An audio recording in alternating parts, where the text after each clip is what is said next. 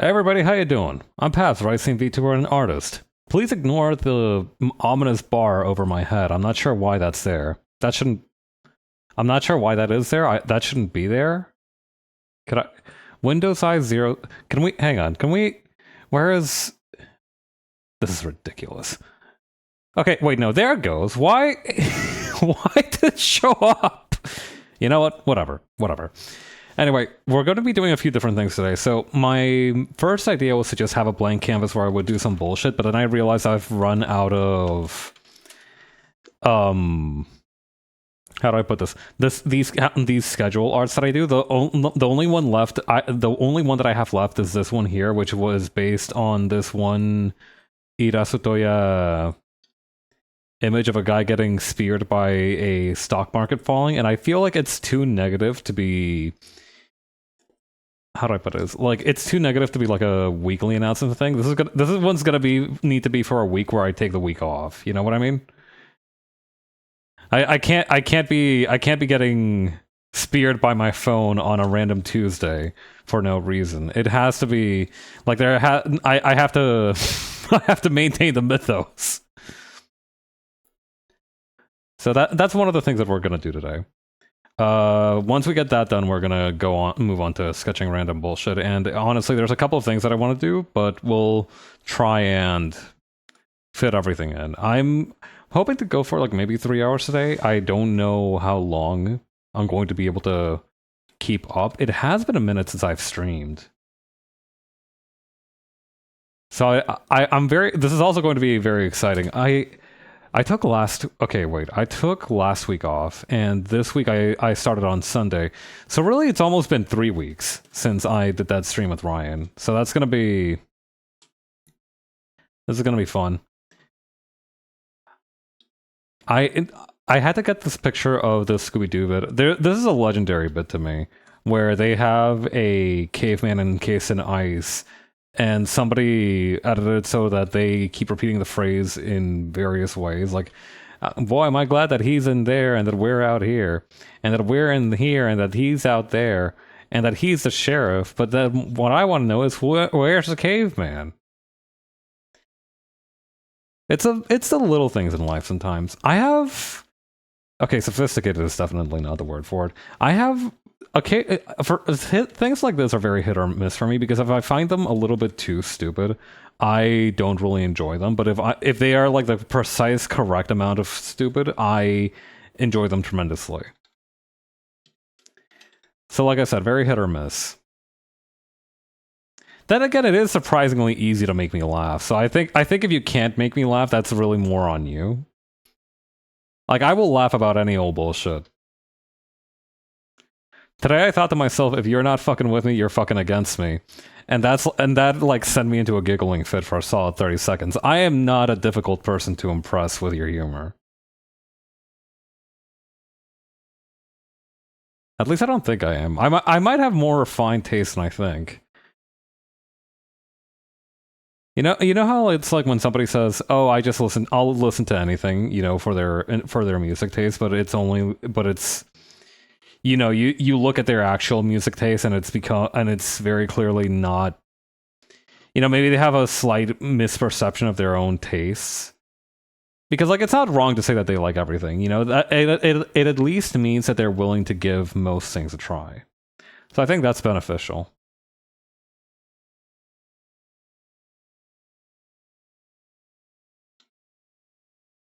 Okay, there we go. I also think it's beneficial to know what you do enjoy. Because I think that when you have a stronger idea of like what you're about, and you have that grasp of who you want to be and what kinds of things you want to listen to and absorb, I think it removes a lot of the issues with like time management, I suppose would be the best term. Okay, anyway, I'm gonna draw myself as a caveman now.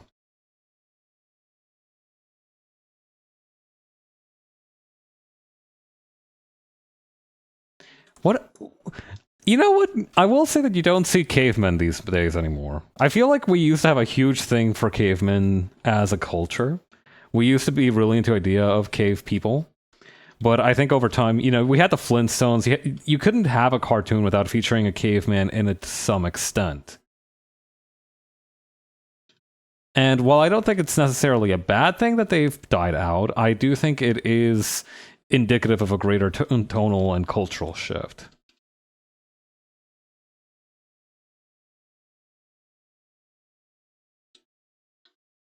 Oh yeah, I guess I'm gonna have to cut off this part here, and it'll kind of warp like this. Yeah, that seems about right. My arm needs to be bigger. There we go. That's nice and meaty. I do think the hand needs to be a little bit smaller though. Like maybe the fingers need to be slightly rearranged. But you know, you know what I mean, right? You do. Have you also noticed that there's just fewer cavemen in media and whatnot these days? Or maybe it's also true that I just haven't been really paying attention. The modern media landscape might be awash with cave people, and I'm just not keyed in enough to the correct mediums and sources.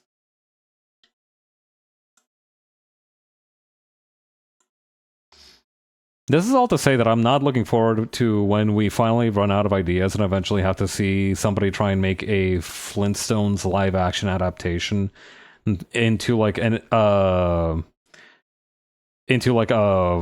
what do you call it? What would you call it? Like an HBO styled comedy drama series a la Breaking Bad.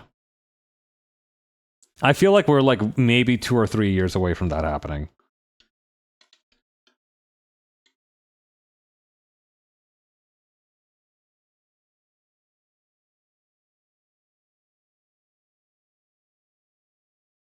Has that happened? I mean, I don't know. We haven't seen the Jetsons become live action yet.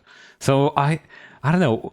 I don't think the Jetsons were whipping the Flintstones ass or anything though. Back in the old days. Like I feel like the Jetsons fans have been not, you know, I feel like the Jetsons have fallen to the wayside much more than the Flintstones. Like I feel like if you showed somebody a picture of Fred Flintstone, they would still be able to say like, yeah, that's Fred Flintstone.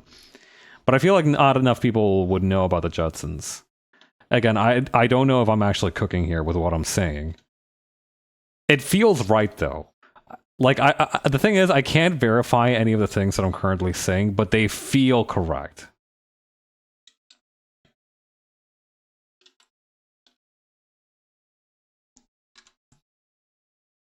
I don't know. Vibes-based truth is a really bad idea, though. Maybe I should be looking into this a little bit more carefully before I start spouting this shit. I mean, everybody's entitled to their own opinion, though. Like, I feel like the Flintstones would have an easier time coming back than the Jetsons. I think part of it is just like the cultural shift to some extent, because I feel like, I don't know, I feel like the Flintstones could be used to tell a really good story about like the past and these ideas of nostalgia and trying to go to a time that didn't even really exist necessarily. You know, I feel like that could be a very relevant term in today's society. A lot of people are trying to find ways to simplify the world or to go back or to go back to a time they believe was simpler or freer, when in reality shit's always been a little bit busted to some extent. You know what I mean? Like, I feel like a lot of people are like, man, if I had been around during the 80s, it would have been so great because I could have bought a house for like $500 and, you know, I don't know, gone to a club and drank tap or something. I don't know if that's something that people miss. I feel like Crystal Pepsi was probably overrated. But, you know, people would say stuff like this, and it's like, I mean, there's also got to be a lot of downsides, though. Like, even, I feel like we appreciate these time periods with the benefit of retrospect and understanding the opportunities that existed at that time, rather than the actual realities of those times. Bro's drawing toes for free. I always have my toes out, Ryan. I wear chanclas. It's those are always on display. I guess this time they just don't have the usual wrapper. Maybe it's like limited edition toes. I don't know. How you doing, Ryan?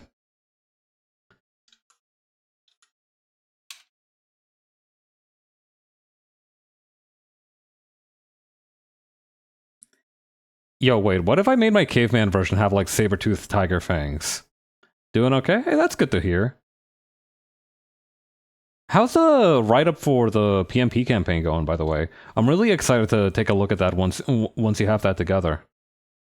You've been doing some good work on it so far. Suffering post-PMP withdrawal. It does feel really weird. Almost done with it. Congratulations. You've been working hard.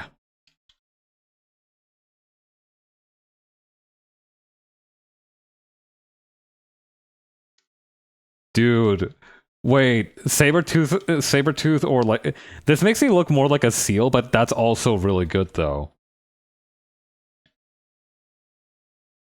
No, but I get what you mean though, because I was like, oh my god, wait, why don't I can't I don't know when I'm gonna stream this week. I got something on Saturday.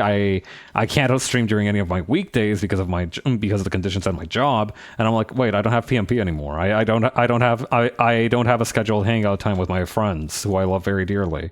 I can just use that time. And it felt very strange. It feels strange. I feel like I'm doing the whole Mr. Incredible I've got time meme thing. You know what I mean?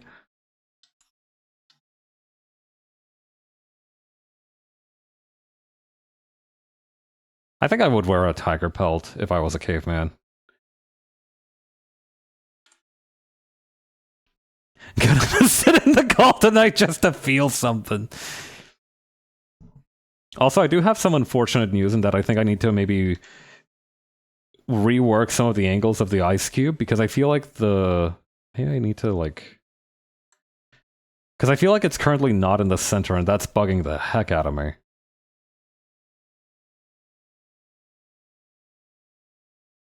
I will say I'm going to need to lock in and more properly arrange time to spend with individual people, or maybe I'll need to start organizing some kind of weekly community event. I don't know, but I'm gonna need to do that just so I don't fall off the face of the earth and stop talking to my friends because there's no prearranged time for it. I've always felt like that's a very real risk for me, and I need to avoid it at all possible costs.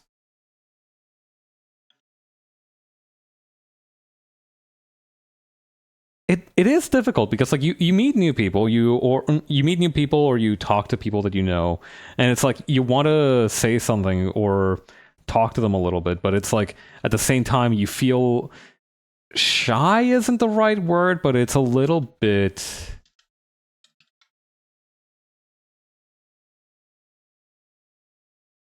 the gaining that initiative is not something that has really been a habit that I've built, so I need a lot of work to do it. I need to get cooler and better at doing it.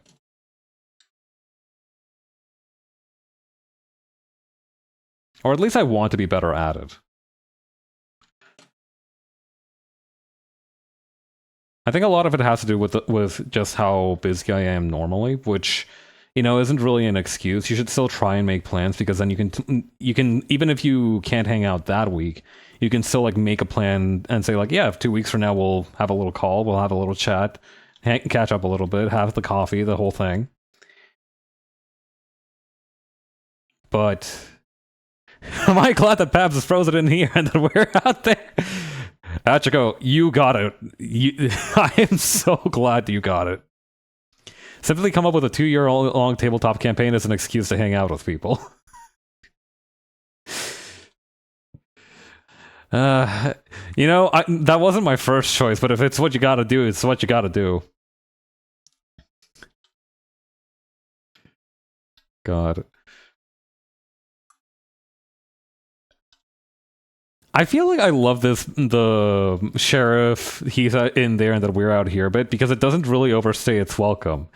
It's like the perfect quantity of time to to like make the repetition itself funny, but not enough to be like, okay, you've said the same thing like 5 times. Let's move on a little bit, huh?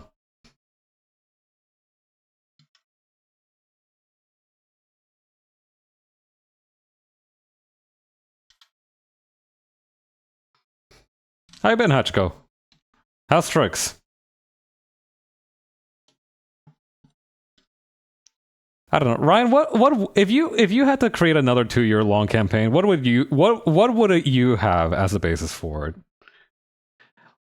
Like, obviously, I know you're probably still recovering from doing the first one, but I feel like if anybody knows how to do it, you have at least more experience than I do in this regard. So I feel like I should at least put the question out there.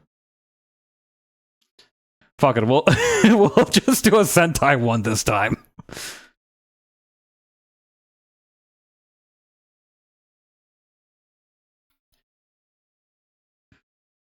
Exact same thing, but we're doing a Sentai season this time. Fuck it.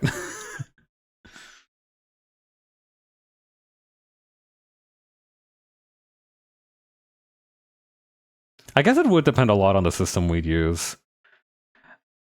It's really weird. I love Lancer, the tabletop game RPG. I love the setting of it. I love the world building. I would like to make art for it more often this year, but I would never want to play another game of Lancer. You know what? You are right. We did. Our shit was practically a Sentai campaign for some intents and purposes. I'm not gonna say all intents and purposes, but some there were aspects of it. I don't know. I've only seen one Kamen Rider show and one Sentai show, so I can't really speak to it very much.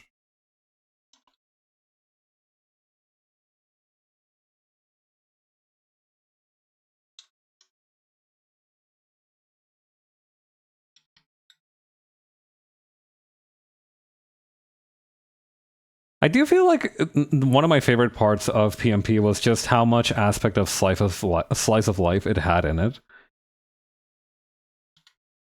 Like, yeah, we were fighting aliens and whatnot, but we were also just hanging out at a smoothie shop like 80% of the time.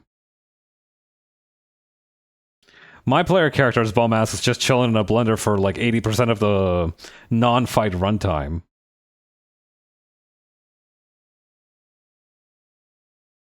I did come up with a thematic basis to center that one gain points combat thing at the end of the last fight. Ooh, that could be really interesting.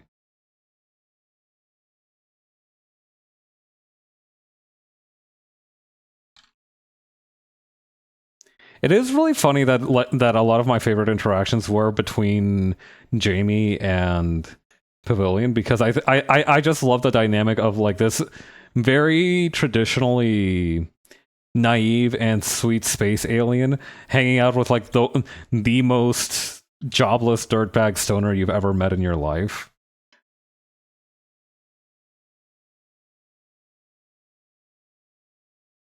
I don't know, something about that dynamic really tickled me.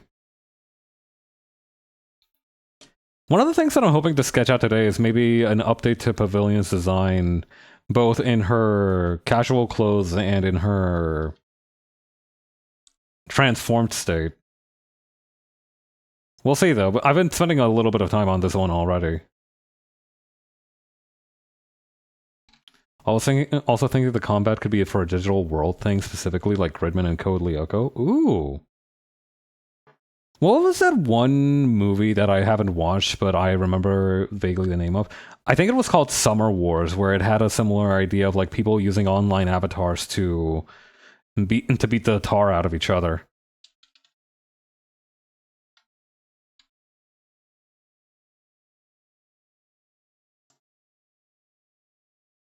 I still want to watch that someday. I remember really liking the visuals of it, and it seemed to have like a neat setup. You gather the data on your opponent, and when you fully use that data to override your enemy and destroy them. Probably Summer Wars. Yeah. Did you see that movie, Ryan? I remember seeing it and remembering that the setup was like you go to your aunt's house in the countryside, and it turns out that your little cousin is some kind of gamer god who whoops people's butts on the internet for, but it's super low key about it. Very good. Ooh, gonna need to see how I can acquire it. But I like that idea. It is kind of an interesting twist on like the whole kind of digital combat thing, in that you don't necessarily need to. It reminds me a lot of those scenes from movies where two people are like hacking against each other. And it's like two people sharing a keyboard to like out hack the hacker that's attacking them. Also similar to the Digimon R War game movie because it's the same director. I do love it when a director just gets a run back on a project they've already worked on, but they wanted to do it again, just independently. Like, do you think that he came out of the Digimon R War game movie and was like, damn, that was tight as fuck, but I kind of want to do over. I should do this one myself.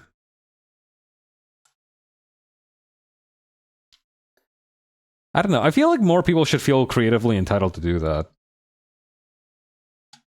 I think if you take a second stab at a concept you've already explored, I think it can create a much more mature story that maybe you just didn't have the chops to put together the first time.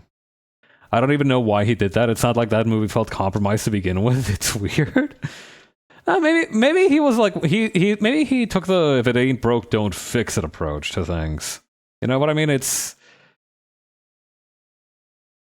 There's this one manga, right?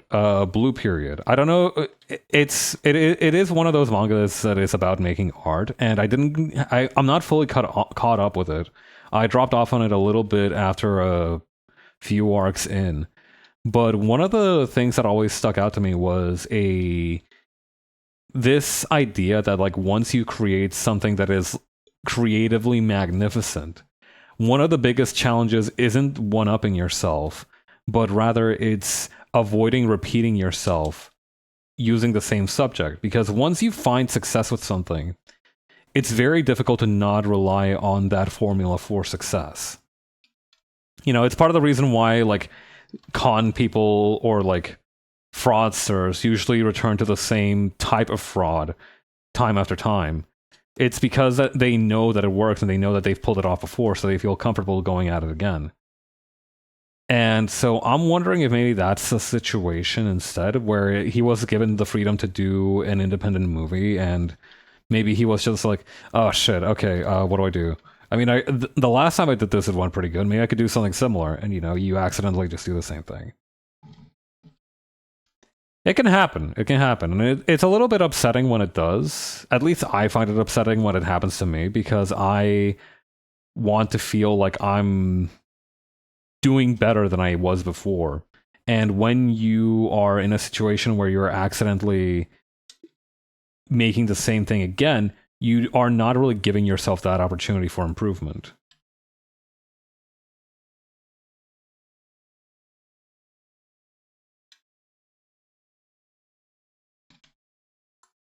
Making anything is so difficult. And making something that's genuinely original is even harder. So you know what? As long as I feel like it can be a toughie. It can be a toughie for real.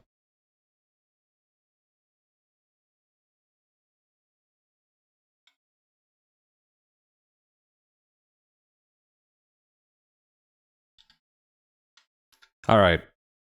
Okay, that's one down. We can switch this to an orange color. Let's try and do like 3 of these. I think that should be enough to get me through the rest of March. I think once April hits, I should be able to do more of these, but you know, 3 is a good one to start. It's a good number to start with. I was looking at some Rhythm Heaven maps, or I guess would the phrase be maps? I feel like that's maybe not 100% correct. And I saw this one for one called Blue Bear, and it was really sad because it's like the bear having like 2 bags of cake and donuts, which is pretty fun. You know, that's, you know, very typical thing for a bear to carry. And then it turns out that he's like eating away his emotions because his girlfriend dumped him, and he's just like crying. And it's like, oh my god, why are we going in this direction? That's so sad.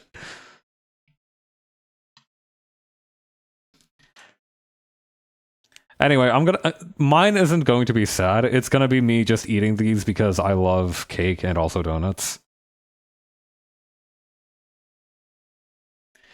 You just listen. Somebody brought in a box of Timbits the other day, and I was on some genuine "don't mind if I do" type shit. I always feel like my approach to food is like very much that of a skittish animal. Where if somebody brings food into the office and it's just like, yeah, everybody take some, I'll be like, maybe I shouldn't. But then if it's something that I'll really like one time somebody brought in some beef patties, I was like, you know what, maybe I can risk it. Maybe I'll risk this one. Maybe it's worth it this time.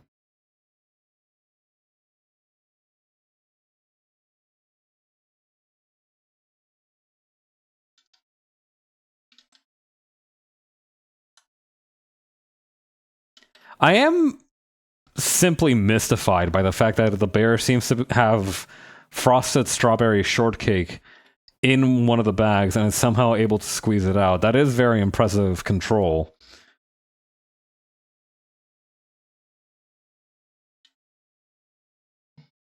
God.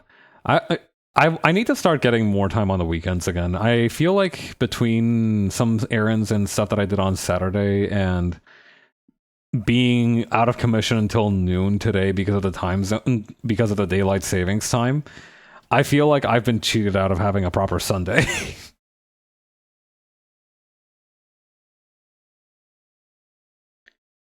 Well, I guess we all want more time. I think next weekend I'm just gonna have to lock in harder.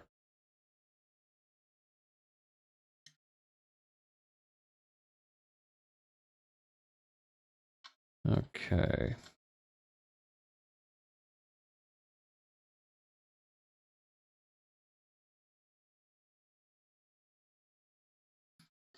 I don't know. I feel like my routine got really heavily disrupted a couple of weeks back because I got sick, then I had stomach problems for like a week and a half, and only now am I just kind of getting back into the proper swing of things.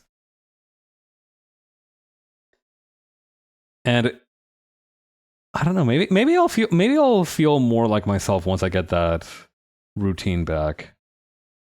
Because I used to do this thing where like every Saturday I'd wander over to a local Tim Hortons and get myself like a breakfast sandwich for breakfast. You know, I they call it a breakfast sandwich, but real ball knowledge is that you can eat that at any time of the day. But yeah, I'd get myself a breakfast sandwich. I get myself like a coffee or a donut or whatever, and it was nice. I felt like I had like a thing that I could do, and you know what? If I ended up buying some groceries or something while I was out, that was a point in my favor. Okay. Would it be bad if I turned the bags on the left into rice balls or something? Because I feel it's really bothering me that the cakes are just triangles here.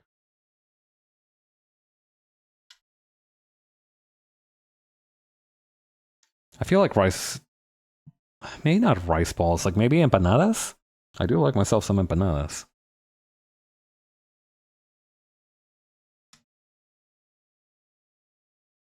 Although you probably shouldn't eat empanadas whole like this, because I mean, obviously you shouldn't eat cake or donuts whole either, but I feel like empanadas are an especially bad idea because of the fact that they are really hot on the inside.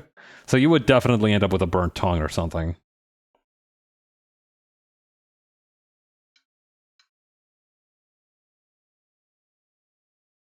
Maybe I can make them dumplings, but I don't really eat dumplings like this.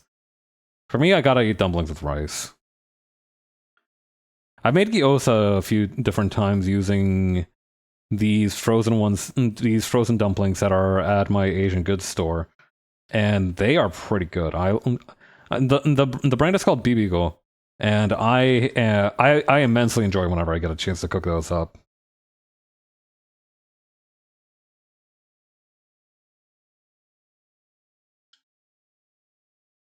They're definitely one of those things where like I eat them not because I get particularly fancy with them, but because I'm usually pressed for time. They're very much a okay. I have rice for a couple of days, but I don't have anything to eat it with. I'm gonna need something to kind of finish it off. So that's usually when the whatchamacallit, the dumplings come in. I kind of want to look up the etymologies for dumplings in different East Asian languages, because I know in Korean they're called mandu, right? In Chinese they are... Actually, I don't remember what they're called in Chinese. I know in Japanese they're gyoza, but I don't remember the Chinese name for them. Hey, I'm not gonna look them up right now.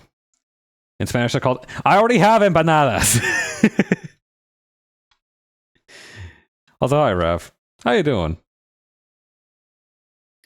Dog, I could actually fuck up an empanada right now.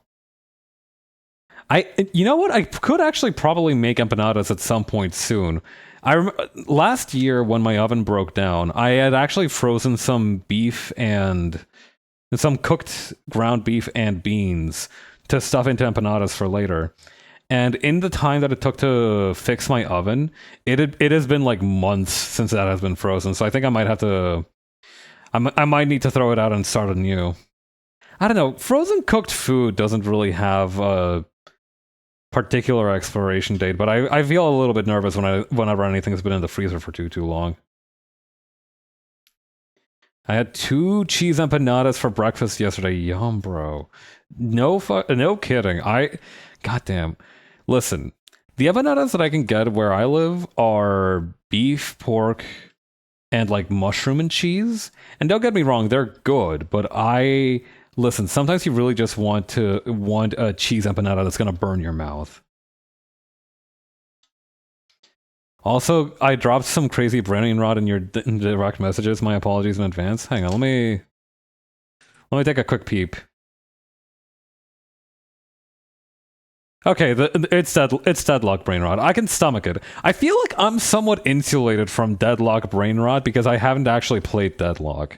Like, as long... It's like that one meme that's like, me when I see horrors beyond my comprehension, I don't get it.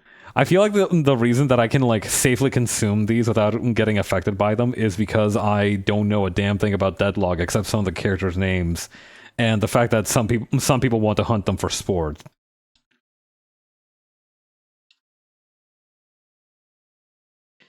No, you don't understand. The editing is insane. I'll have to peep it then. I'll look at it and form my own conclusions once the time comes.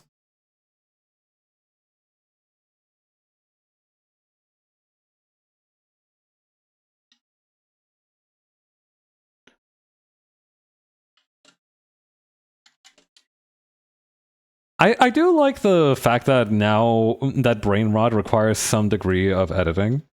I think it's like one of those like unintentional consequences that are ultimately for the better. It's like a positive side effect of like, you know, people want to make these bullshit memes, but to do that they have to like pick up DaVinci Pro. I think that's a good thing.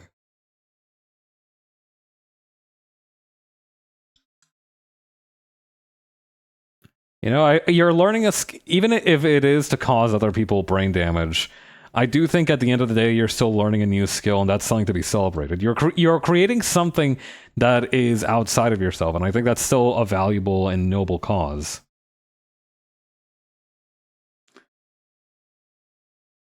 Unless I don't like the edit, in which case you probably should have just stayed in school.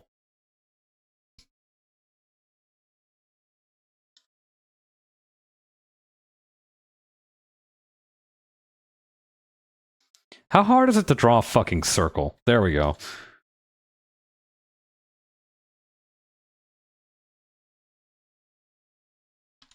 I do want to learn more about the kind of approaches and work that goes into being either a VJ or a editor, because I feel like it could be an exciting... I don't know how to put it. I want to be able to see the world as they do, if that makes any sense. Like, if you know, because the person who made the anime AMV that you're watching, right? They needed to get that inspiration from somewhere. They needed to be able to see these scenes at some point and be able to put them together and say, okay, this is how they're going to flow, and it looks really cool. I want to be able to learn how to look at the world in that way. I feel like it would be very rewarding. I need to make my head a little less wide.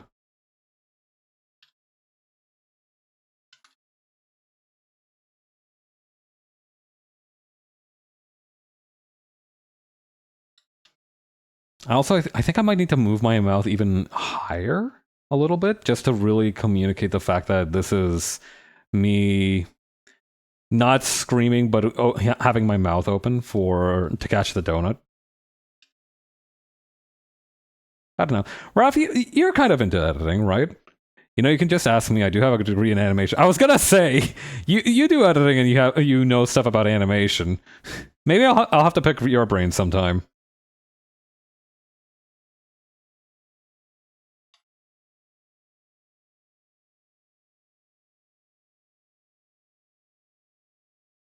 You know what's kind of fucked up? Bagels look like donuts, but they are pretty much as far removed from a donut as you can be. But they're still really good. I don't know. As somebody who like never had a bagel before moving out of his home country, the idea that there are two similarly shaped foods with like completely inverse functions to one another felt really weird. It's like in those foraging books, you see two mushrooms that look exactly the same, but one of them is venomous, poisonous. I I, I think a venomous mushroom would be kind of a huge problem, actually. What if a mushroom could stab you with a poison barb? Right? Like that's I don't think that's anybody's idea of a good time. I don't even like mushrooms when they're like particularly mobile. Dark Souls. Fair. I'm smart and would simply not eat mushrooms because they taste nasty.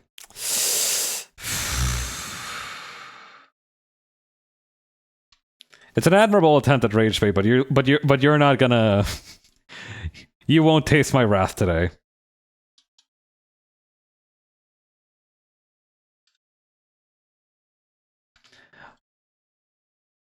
I like mushrooms. I like them canned. I like them roasted. I like them grilled. They're pretty good. Also, I'm going to remove the sprinkles on the donut because they don't really read as sprinkles.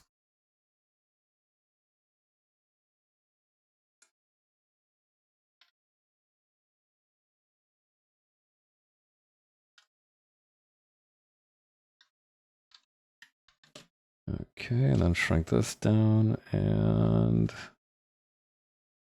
Perfect. Roasted mushrooms? Yeah, man! You know, you'd roast... Or I guess sauteed, maybe. I don't know. The correct term for that is probably sauteed, but you could probably roast a mushroom.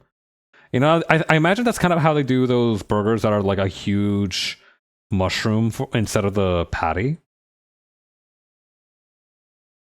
Oh boy, laughing salesman. All right, that's fine though. I got this. When I sent a diss track to the Rose Mushroom Kingdom, yeah. Fuck, that is pretty good. Oh yeah, if anybody's heard of this series before, that you get like an instant 10 points. I was about to say, why are you doing some Breath of the Wild shit to the mushrooms? I mean, you can roast most organic matter. Whether it tastes good or not is gonna be up for debate, but I feel like roasted mushrooms probably couldn't be too bad, right? Because put some butter on it. The OP from the reboot of The Laughing Salesman Banks. Oh my god, it's such a good song.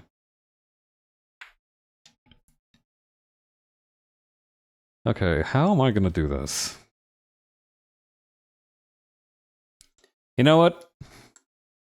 Big ol' finger. I think that's gonna be the main strategy here.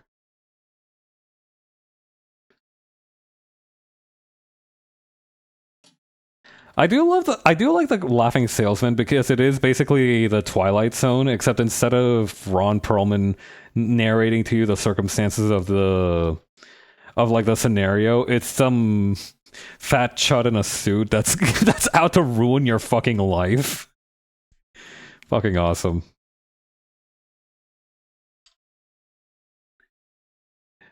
What if the devil from the Bible was like a like 40-year-old guy in a suit who was kind of chubby and round and short? This is the thesis that the Laughing Salesman presents. I don't know. I was once told by Corgi that I seem to like media where the people involved are having the worst time of their lives.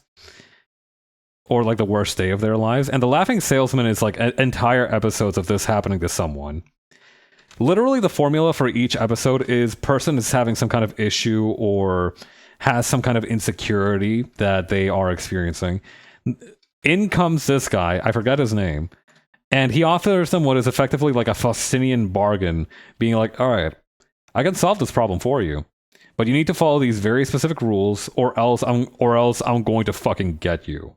Like, capital G, get you. And each time the person's like, you know what? I love myself a good bargain. Let's fucking do it, baby. They get into it, and initially things are fine. You know, everybody's happy. The person who had the thing sold to them or who had the services provided to them is happy with the outcome because they've solved a problem. The salesman doesn't really show up except to maybe like check in on them, and things are cool. But then the person starts getting a little greedy. You know, maybe they're like, you know what? Maybe I'm not rocking with the solution as much as I thought. Like maybe the limitations for it are a little bit more onerous than I had originally anticipated. You really did seem to enjoy Phantom of the Paradise, so Corgi clocking you checks out. Yeah, Corgi kind of read my soul on that one. I don't know how they did it.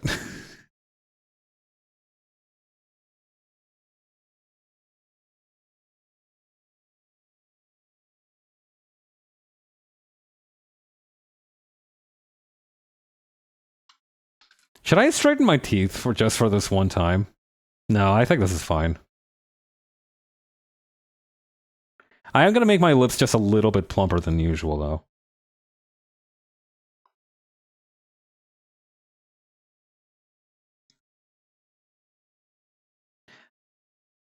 I do think that I enjoyed Phantom of the Paradise for the reason that it is just like the worst day of this guy's life, and he decides to make it everybody else's problem. I also really liked Umineko, the first chapter of it at least, which is Battler having the worst time of his life. I have got to read Higurashi. And some people said that it's good to read Higurashi before you read Umineko, and I'm really into that idea because everything that I've heard about Higurashi seems like it has, first of all, the same phenomenal prose as Umineko did, but also it has some very radical and fascinating ideas of what kindness is. And I really want to look into that. I feel like I feel like that could really change my life.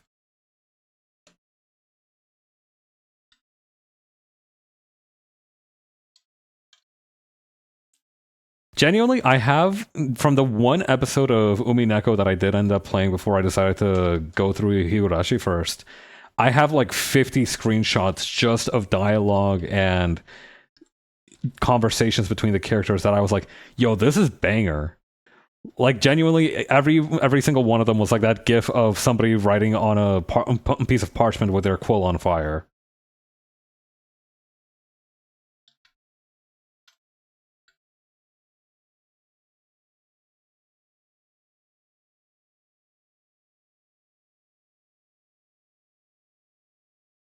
Okay.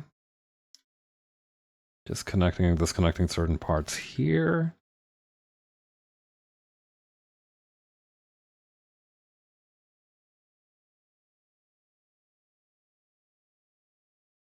Maybe take out this line. I think that's good.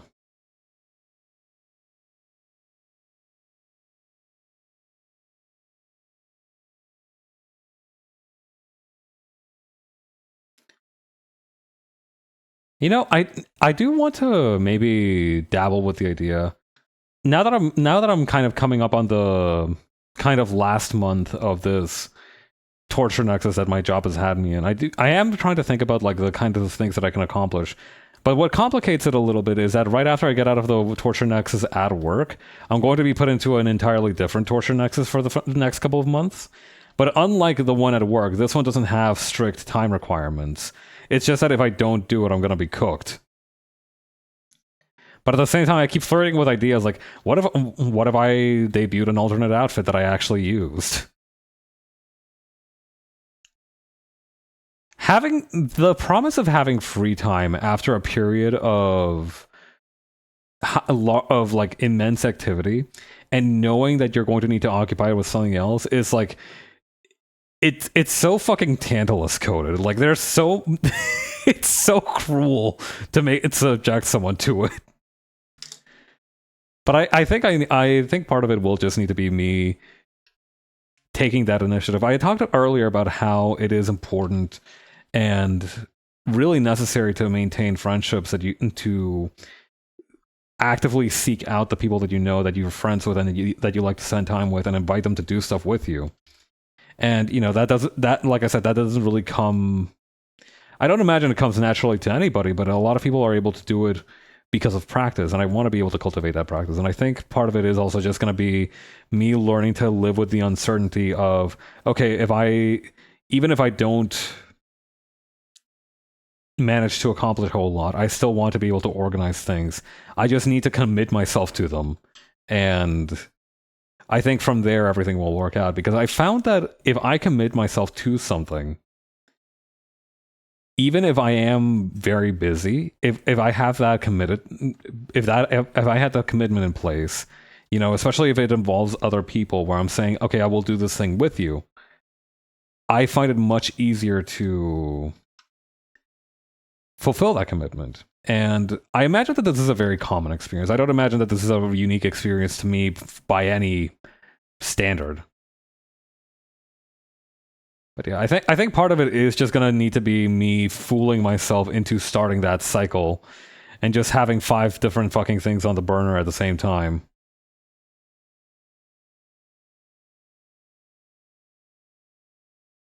I think this is how I'm gonna find a way out of the endless cycle that I've put myself in, of being too busy and then having a lot of free time. If I'm just always busy forever, surely nothing will go wrong.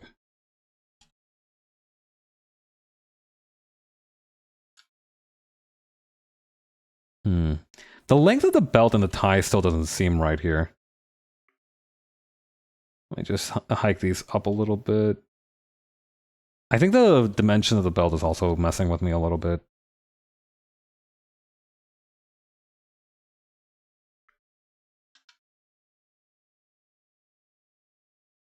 Yeah, here we go. That being said, I do know which game I want to play once I have enough time to start playing games on stream again, and that's going to be Esoteric Ebb. I was kind of keyed into this game back when Jupiter played the demo of it, and they basically said, yeah, this is just Disco Elysium, but in like a D&D style fantasy setting. And I was immediately like, oh boy, this is a game for me. Because I've been craving some kind of action similar to Disco Elysium, where it's like a lot of text and talking. But I haven't really had the chance to check out a lot of games for it. I really liked that whole aspect of it. I think even before I played properly played Disco Elysium, because I played Shadowrun Returns back when I was like 13. I was like, damn, this whole dialogue system and the ability to like use your abilities in the dialogue, this is so peak. Really funny that I was keyed into a CRPG made in the 2010s before I even really properly learned what a CRPG was. Fuck yeah, Shadowrun Returns. The base campaign for it, no less. Did you play that too, Raph? I have a lot of fond memories of making like a dwarf martial artist monk and just beating the crap out of everyone with my bare hands, and then learning very quickly that shit will not get me very far. I was like, man, beating up bad guys with like the palm strike and chi bullshit is really fun. And then I get to like the hospital level and I'm like, oh my god, I need a shotgun. Like no cap, I need a shotgun right now. And my team comp for like the final mission was so dog shit because I'd run out of money by that point. RPG equivalent of losing his V card in a BDSM dungeon. What is it? Is the game hard? I've never heard of that before. I just remember having a good time and playing through the whole thing. That being your first CRPG is insane. I mean, that's kind of exciting to hear. Oh god, the lips on me look so weird. Can I reduce that somehow? Can I like hang on, where's the adjust line width button?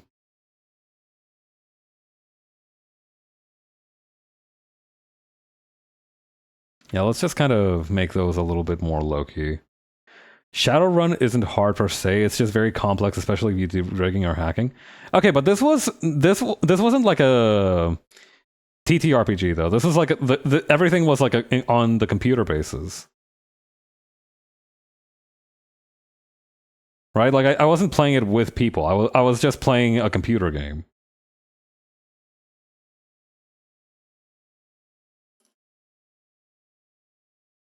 So a lot of these complex systems were probably like simplified for the computer game. At least I imagine they were. I wouldn't put it past CRPG makers to be some sickos who are like, you know what? Let's very precisely model exactly the kind of number crunching pain you have to do in the tabletop game. Yeah, because in the CRPG, the hacking phases are literally just like character movements in cyberspace. And like the hacking how do you call it? Like the hacking skills like are effectively spells. That's how I remember the hacking minigames going.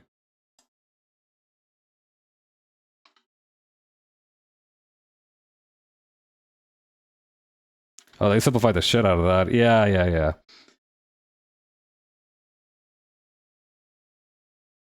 At least that's my assumption. I don't know, maybe there are some sickos who were disappointed in Shadowrun Returns because it didn't have some bullshit number crunchy function for the hacking minigames. The one that I remember being super complicated to understand for whatever reason was summoning spirits. Like in that one, you needed like first of all, you needed a spirit fetish, which before you left just means like a summoning reagent for that spirit. And then it was like the spirit has turns, but also they're your turns or something. I don't remember. It's been like 10 years since I've played this game.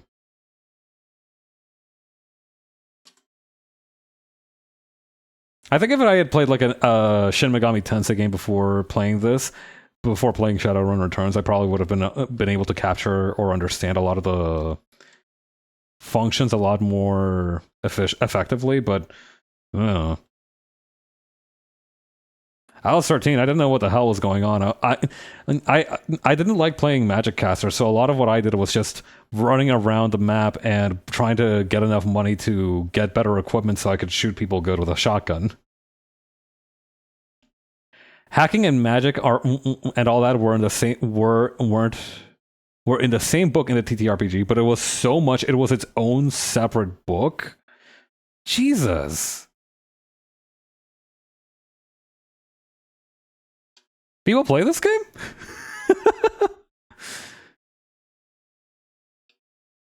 That's the thing with any kind of like super crunchy, mechanically advanced thing in a TTRPG is that if you really want to make something for sickos, you need to like make it its own separate book.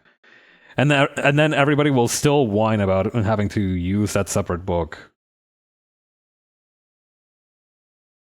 I don't know. It feels like one of those things where like I imagine there has like you always want there to be an elegant solution, but there really isn't one. But that's really cool though. I kind of like that. Is that weird? I kind of like the idea of like needing a separate book for magic and bullshit. If you're driving, you have to do velocity and inertia calculations. Oh my god. That is evil. That is so fucking evil. What do you mean?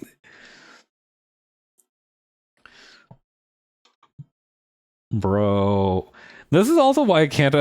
because while I love the idea of it, I love the idea of like the granularity of it, I also could never ever fucking get into the general universal role-playing game system.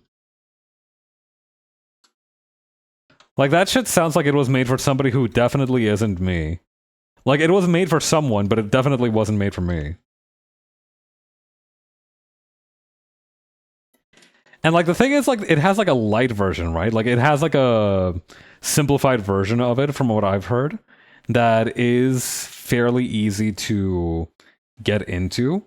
But at the same time, it's like that one is probably also still somewhat fucked up.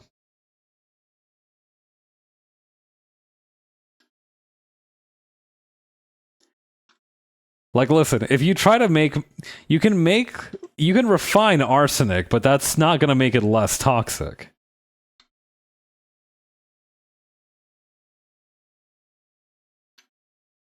Paps wants to play Esoteric actually because he wants me so bad. Hey, Raph, I'm getting a text message from Snope saying that they're coming to your house to beat you with rocks for trying to post some absolutely A-tier nuclear cap. Yeah, I'm actually. They're saying they're bringing the mayor, LeBron James, and both of your parents to come and like really lay down the law as well. I'm getting word that they're sending in the National Guard. The firefighters are like giving you the in reverse key to the city. They're like giving you the lock of the city. You're not allowed to go anywhere.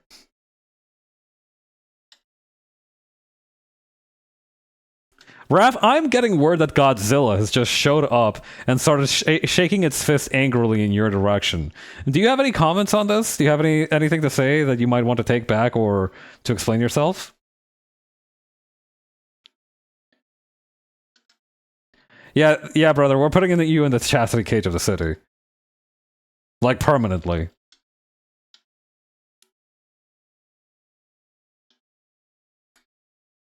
I feel like I should try and add some, whatchamacallit, like, we can probably add a few pops of color to this, so let's try this.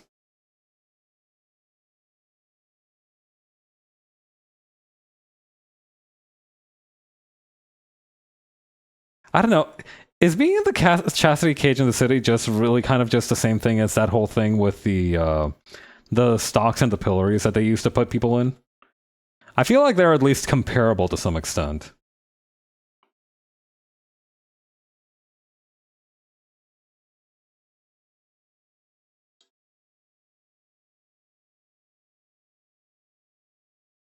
Hmm. Okay, and here's what let's do. We'll make a second one. We'll make a second layer.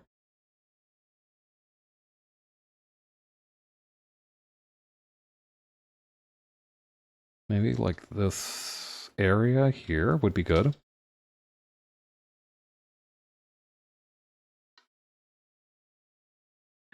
This new Sex and the City pitch is crazy.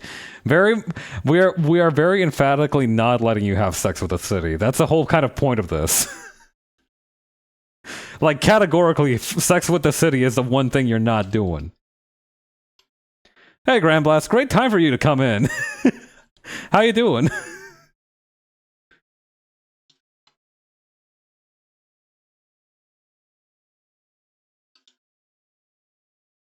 Look at Chad. What are y'all talking about? Don't even worry about it, big dog. We're just having a good. We're just having a grand old time. Just got off work. Nice. Thank you for your hard work today.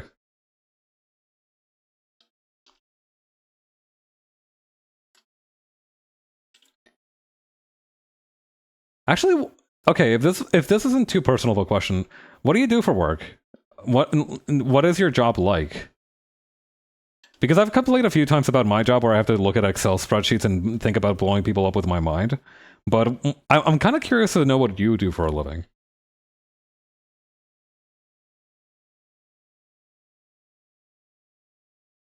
If you'd rather not say, that's also perfectly understandable.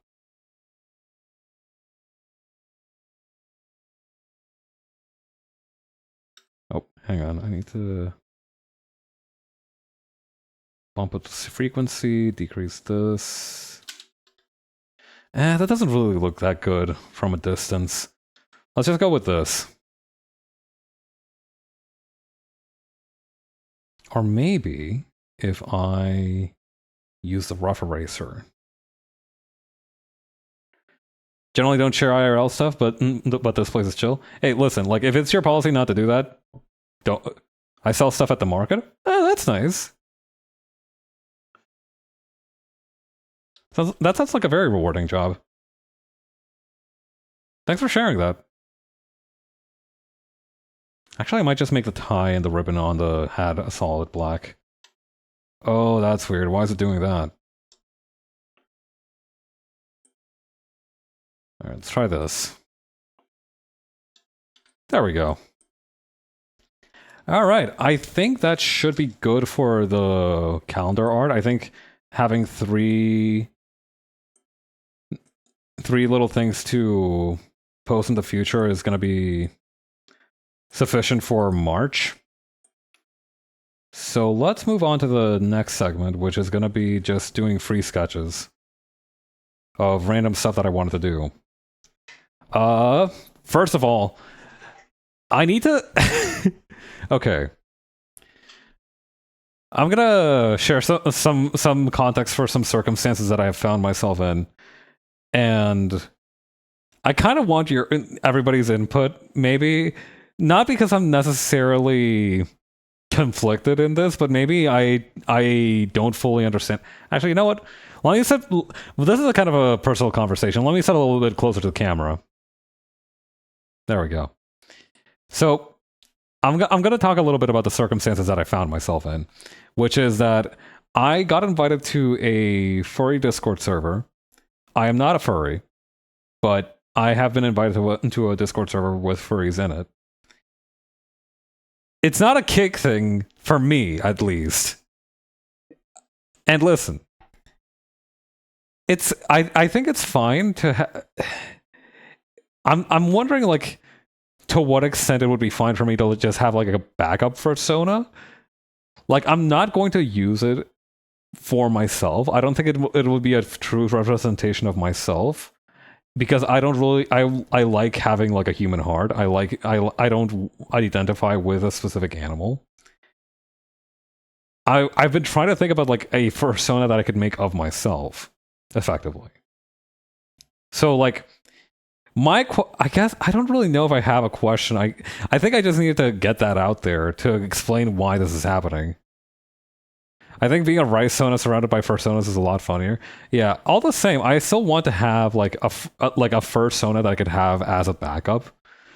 You know, I feel like I think it would be a little bit disingenuous to say I have a fursona but not actually have one.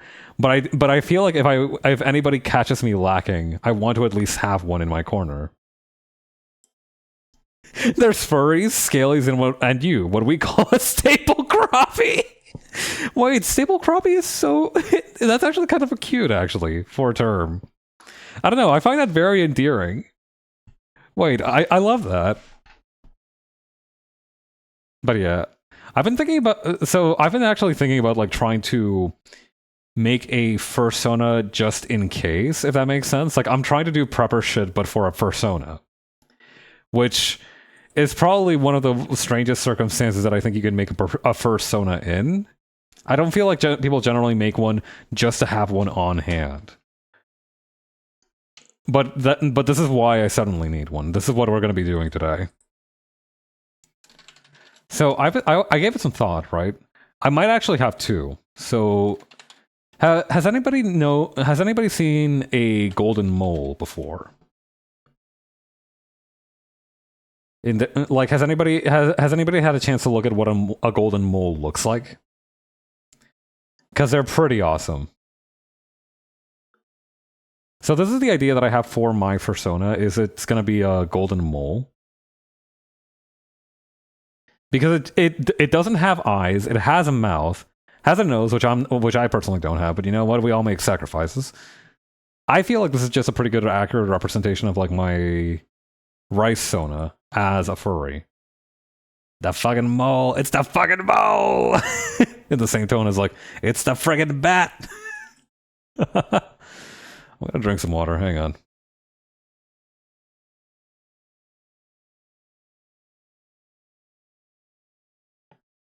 Yeah, a golden mole is an awesome creature. Actually, I learned about these of all things, by listening to a D&D podcast that had a character who was one of these creatures. And the other one that I really liked from that season is actually something called a satanic leaf-tailed gecko. Which is, first of all, a really awesome name for a beast. And also the beast itself looks really badass. Like, take a peep at this guy. This is the satanic leaf-tailed gecko. I'm not sure what their deal is, but they look like leaves. That's their whole deal. Or actually, that might be part of their deal. They might have other stuff going on. Actually, you know what? It's been a while, but I'm feeling good for it. That's a Pokemon. What the hell, right? Really weird thing, but very, very appealing. Okay, golden mole.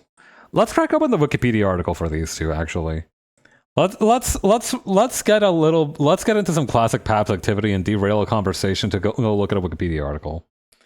Okay, golden mole. Insectivorous burrowing mammals endemic to sub-Saharan Africa. Cool. Belongs to the family Chrysochloridae, the only family in the suborder Chrysochloridae. And as such, they are taxonomically distinct from true moles.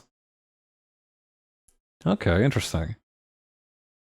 They resemble moles due to evolutionary convergence, which makes sense. There's 21 species, and some of them are relatively common, whereas others are rare and endangered.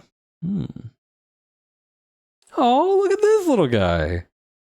Caped golden mole is showing the digging claw, absence of external eye, and hint of the iridescence of fur. How about that? Blah, blah, blah. Instead, during the day... Okay, so... They live in a variety of environments, forests, swamps, deserts, or mountainous terrain. They tend to forage above ground in leaf litter in forests or meadows. Eremitalpa species such as Grant's golden mole live in the sandy Namib Desert, where they cannot form tunnels because the sand collapses. Damn. Instead, during the day, when they must seek shelter, they swim through loose sand, using their broad claws to paddle and dive down some 50 centimeters to where it is bearably cool. There they enter a state of torpor, thus conserving energy. At night, they emerge to forage on the surface rather than wasting energy shifting sand. Huh. Morphology, blah, blah, blah. Some species have hypertrophied or enlarged middle ear ossicles, particularly the malleus. What effect does this have on them? These animals have the smallest malleus relative to body size of any animal. This morphology may be adapted for the detection of seismic signals. Okay. Of the 21 species of golden mole, no fewer than 11 are threatened with extinction, primarily the primary cause of which being human-induced habitat loss. Damn. Predation by domestic cats and dogs are causes of population decline. That's sad. Okay. Taking a look at a couple of these. Dutchie's golden mole, Skeletor's golden mole. I'm trying to look for one that actually has like a picture. Cape golden mole, Stillman's golden mole, giant golden mole. Ooh. Rough-haired, okay. The Winton's golden mole. That one seems baller. Grant's golden mole. Fine Bow's... Okay, how many motherfuckers found one of these? Robust golden mole, which is a fun name. High-veld golden mole. Yellow golden... Okay, yellow golden mole as a name is kind of crazy. Like, is that not already implied by the gold? Is my question. Yo, Juliana's golden mole. Okay, Cape golden mole. I like that its hair patterns are going in all kinds of different directions.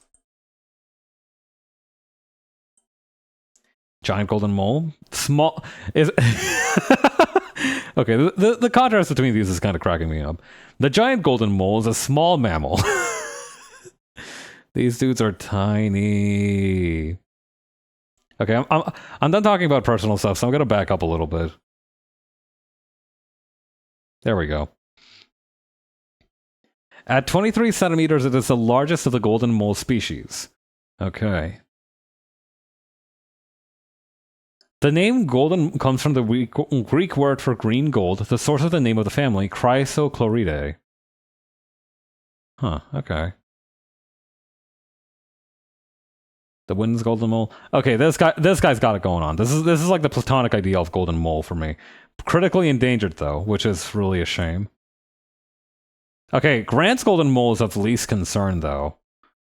So for this little guy, the shit is all cookies and cream.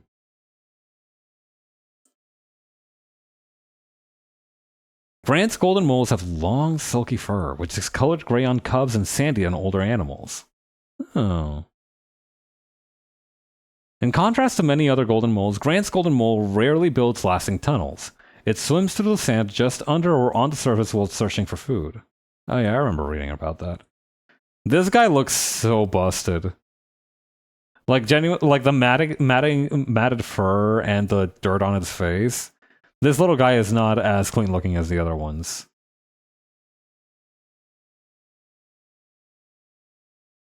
We have... Oh, maybe I shouldn't have zoomed in on that. I like that they have like a turnaround of the skulls for these ones. Okay.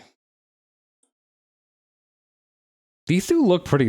These two look somewhat similar, but I like that the Juliana's golden mole has like this nice browny patch. Yeah, Grant must feel real proud of his golden moles for being of least concern. Yeah, last mole standing. Okay, here we go. The satanic leaf-tailed gecko, eyelash leaf-tailed gecko, or fantastic with a PH leaf-tailed gecko, is a species of gecko indigenous to the island of Madagascar. Okay. There's ongoing debate as to whether one of its cousins is smaller because of its short tail. Okay. The generic name Uroplatus is a Latinization of two Greek words, Wora, meaning tail, and platus, meaning flat. Wait, is that what platypus comes from? That's so crazy. Its specific name, Fantasticus, is a Latin word for imaginary, based upon the gecko's unique appearance, which led Belgian naturalist George Albert Boulanger to describe it as mythical in 1888.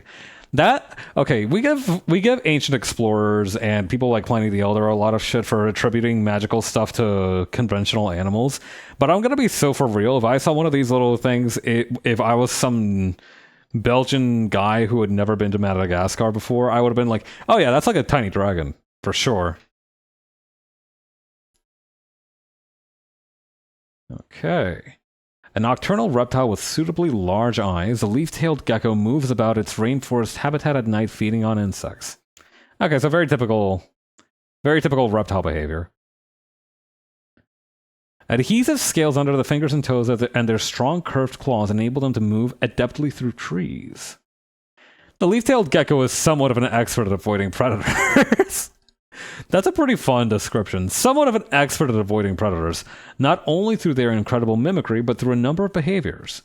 They can flatten their body against the substrate to reduce the body's shadow, open their jaws wide to show a frightening bright red mouth, and voluntarily shed their tail in order to prick a predator. In order to trick a predator. They don't prick, as far as I'm aware. Okay, yep, habitat destruction, deforestation, and collection for the pet trade all threaten the existence of the species. They are being bred in captivity at the San Diego Zoo. I don't think they have really anything going on besides the fact that they look like a Pokemon. And also a kind of evil. Like the eyes on this one, that's like a really evil looking eyeball, right? I'm not crazy. Like that eyeball looks crazy evil. But yeah, those are two animals that I learned about from a D&D podcast of all things. Oops. All right, anyway, back to business. That's why they're satanic. God. Yo, Mo and Krill from Deadlock? Low key, kind of. I don't know. I started seeing more footage of Mo and Krill from. Quite fond of sun bears myself. Hang on. It's funny you mentioned sun bears because I was gonna. Hang on. Oh god, I forgot how freaky the tongues are on these things. I am a big fan of how clean the crest on their chest is, though. Like, it does very much look like they're part of some kind of superhero team. Insane belly going on with this one on the far right. But yeah, I was gonna say, like, I'm seeing the idea for the mole for rice pabs, but I'm also thinking about, like, what, like, human form pabs' fursona might be. I'm actually thinking that it's probably gonna be a spectacled bear. Put a little hat on this motherfucker and a monkey on his back, and that shit is Maurice and Curly. Maurice? I didn't know you knew him like that. But yeah, if you've never seen a spectacled bear before, they looked kind of chopped. Like, the fur patterning is... It varies from specimen to specimen. Like, some of them have different fur patterns on the face, but almost all of them have some kind of pattern like this. Anyway, I'm thinking of doing something like this for human pabs.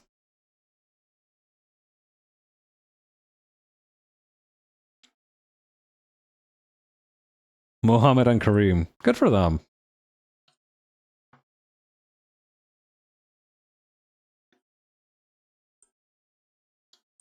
I am a big fan of the jokes where people lengthen somebody's name to just be, like, insanely much longer and completely unfitting. Like, whenever somebody calls Jim Jimothy, that shit cracked me up.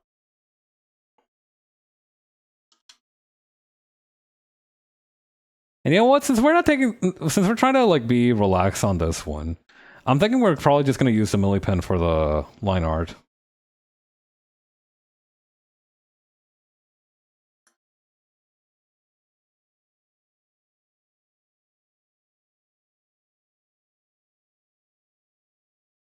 I mean, okay, how big do I want to make these relative to the rest of the canvas? Maybe like 20? Actually, maybe like 15.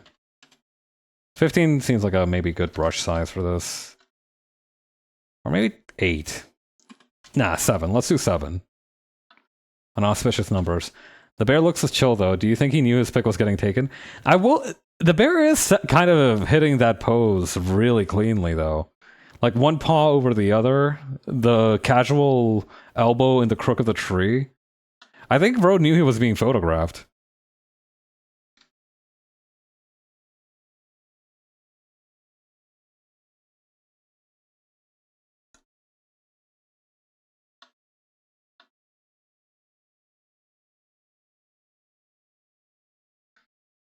Something about this feels weird.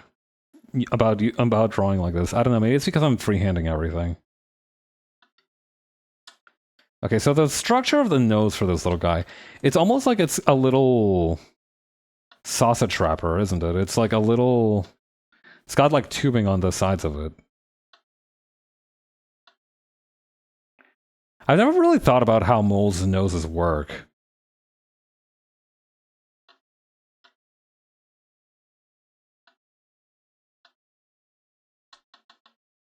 I guess that's just kind of what they look like. Trying to think of what this reminds me of. It reminds me a lot of like a jelly bean.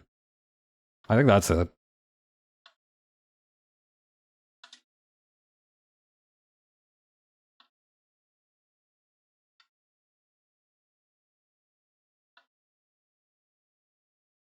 I do think I would still have my little fangs though. That's pretty much non-negotiable.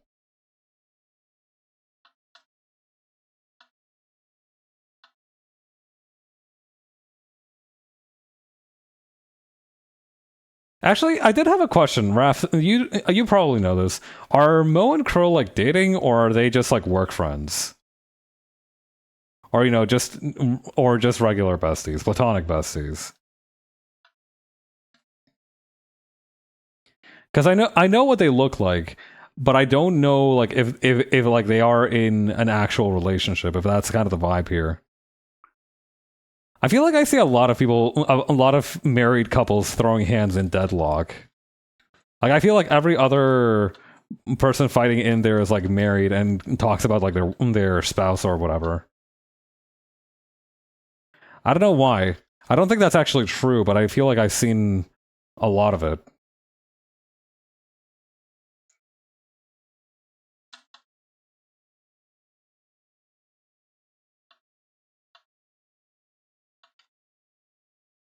Okay.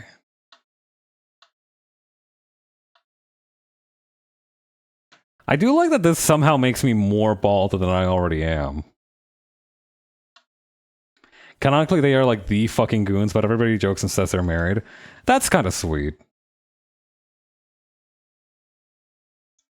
You know what?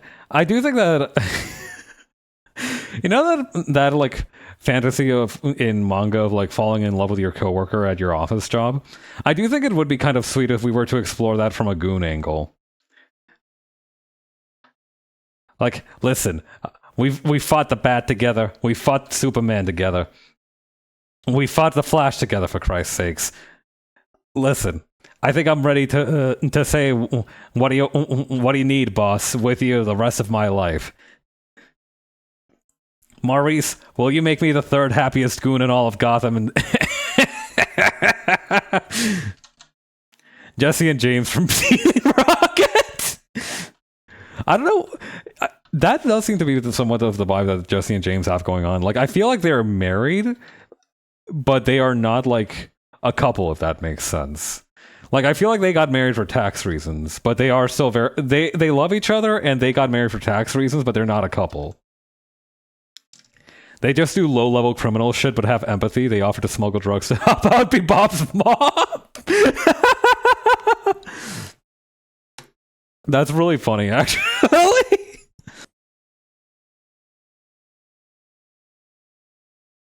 That's such a funny angle for Goon with a heart. No, they don't actually feel bad about doing any of the criminal activity, but they are willing to help you out if you're having a rough time of it.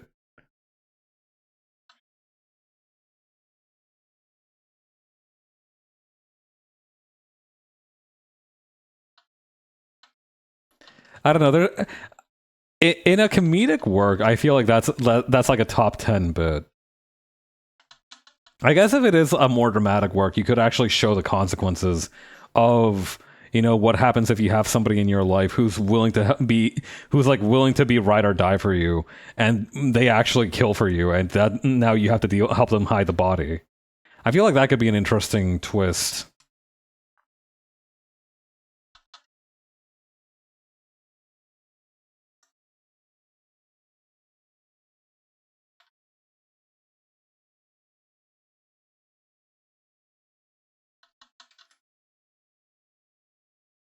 Valve writing still goes crazy hard. That's so true, actually. I still need to reread the TF2 comics at some point. Now that they've been finished for like a year plus, I feel like I'm finally ready to do a reread of them once I have some free time.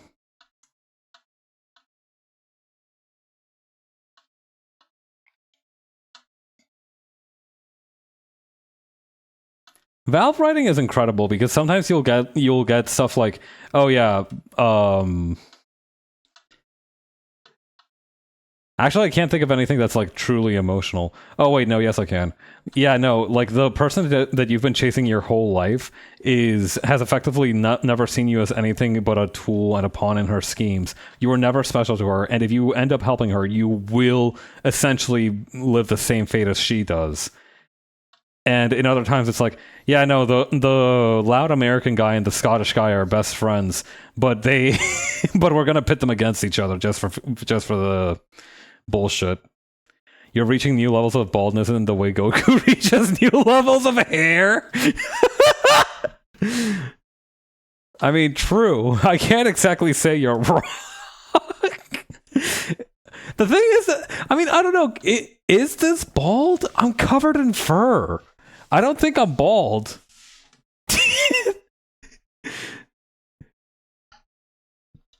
I don't know. Vote now on your phones. Is this bald or nah? Like, if I called myself bald, would that make sense for this?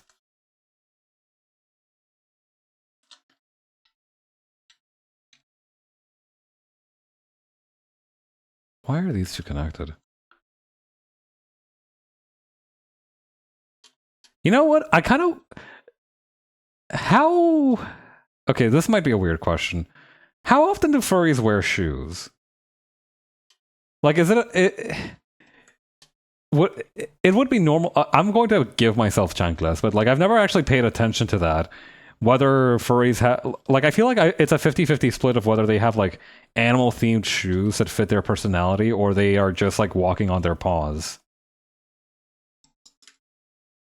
Actually, I gotta look something up. How many digits do the moles have on their bottom feet? Hang on. Golden nose, mole, paws. If you became a Buddhist monk, would you have to shave your head? Shit, I'd shave my head for free. This is somehow bald and yet covered in fur. That's what we mean by new levels of bald. That is true. I am kind of innovating in being bald in this regard. Okay, all the results I'm getting are for star-nosed mole, and those freaks all have like 5 claws each. So wait, hang on. Golden nose mole belly? Is that something that we could take a look at? Yo, wait, hang on. Breakthrough. Peep this.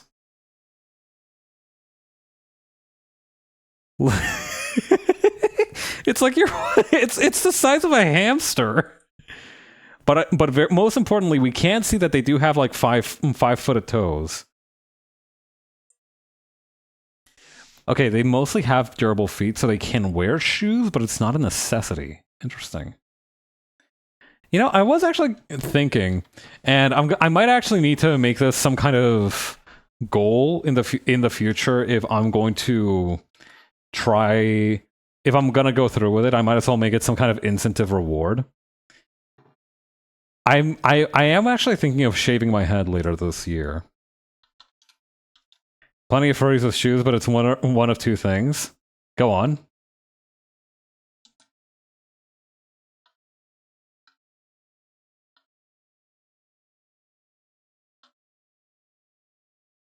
Okay, big claw here and big claw here. Either normal shoes or cool-ass shoes designed for paws or claws. That's what I'm saying. It's so... that's been my experience as well. It's like every furry either has like the bare paw look or they have some fucking custom-designed Air Force Ones that they just got at Furry Foot Locker. Which I'm guessing in the furry universe would be called something like Paw Locker or Hoof Locker. Also, now I know that these claws are like normal toe size, so I'm gonna go ahead and just draw them normal toe sized.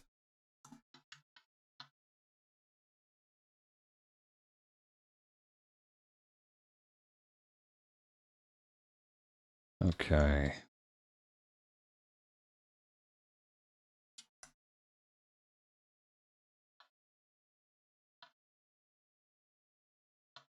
Then over here. Also, that last deadlock thing. Viper is my goat. Gorgon is a career criminal, but she sucks at it except for breaking out of jail and has a Milwaukee accent. Wait, that's really funny. God. Career criminal, but sucks at crime except for breaking out of prison is really funny. Never gives up and never wins. That is top tier comedy always.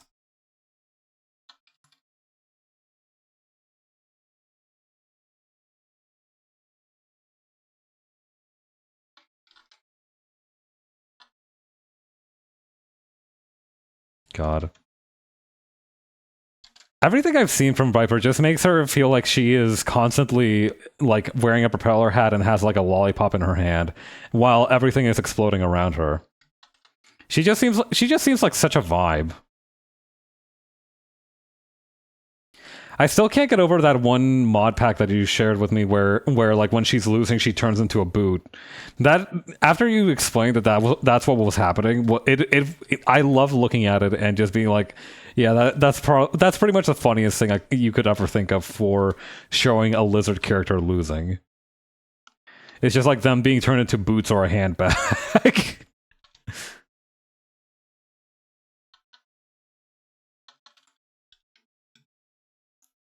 Wait, what? Okay, you look at it again. I missed something. Hang on. I'm there with you. What you got? Apollo is doing the Kagurapachi pose. Wait, hang on. Trying to see which one. Hang on. Not this one, not this one, not this one, not this one, not this one, not this one. Wait, I see it.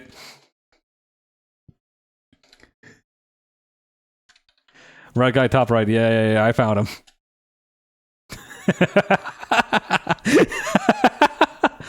God bless Kagurabachi. I haven't actually read it at all past the first few chapters, but everything that I read about it is just so utterly delightful.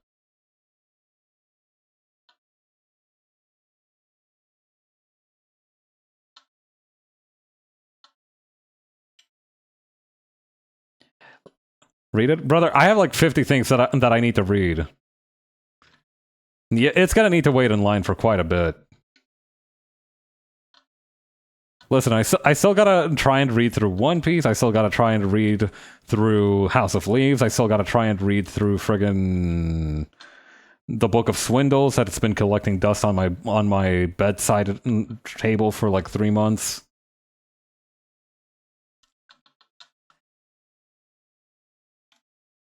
This is my problem with like trying to read stuff or trying to find new things outside of what I've already consumed or read, is that I have two modes. I will either devour something in 3 sittings, or I will put it off until like some force of nature gives me the impetus to actually read something. Bullshit, it's not Kino, Raph. I know your ass is lying.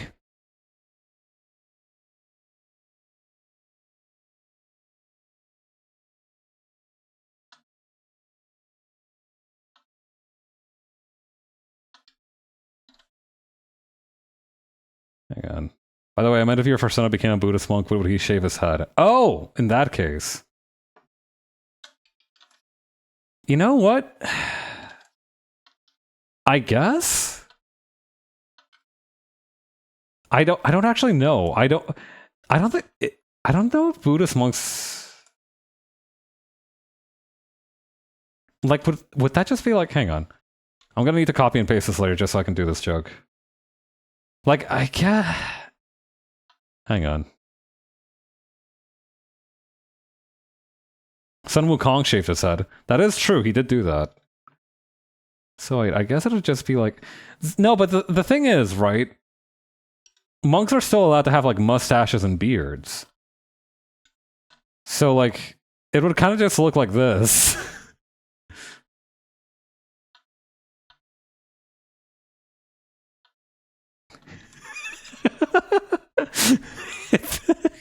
You look so chopped. Molpap should have a tonsure, a single circle of bear skin on the top of his head.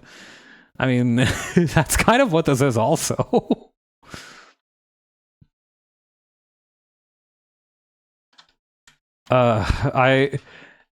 Because wait, they wouldn't shave their heads. Okay.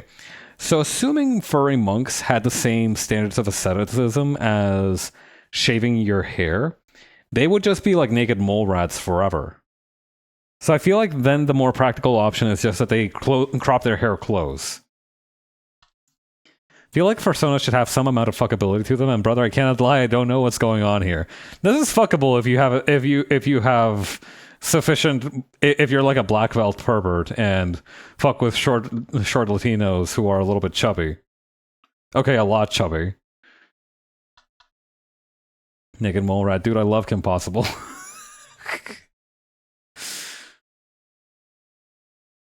I don't know. I guess maybe human paths will have more of a sexy factor. I don't know. Maybe we can do something with him. But listen, I'm just trying to be true to myself here.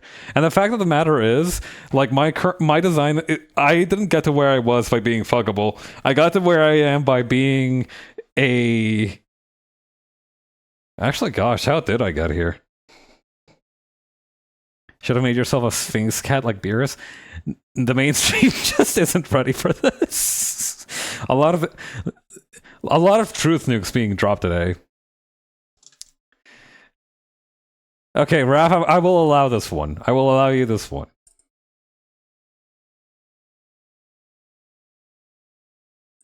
Mopath is for gay bears.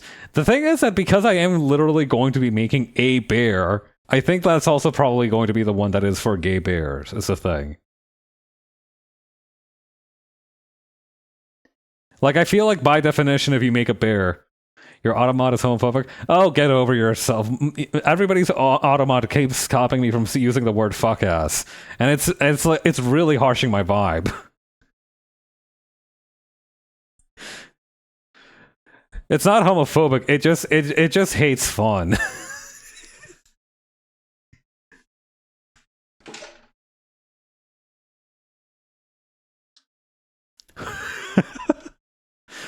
I guess homophobic would be like the best way to put that you are just gay, huh?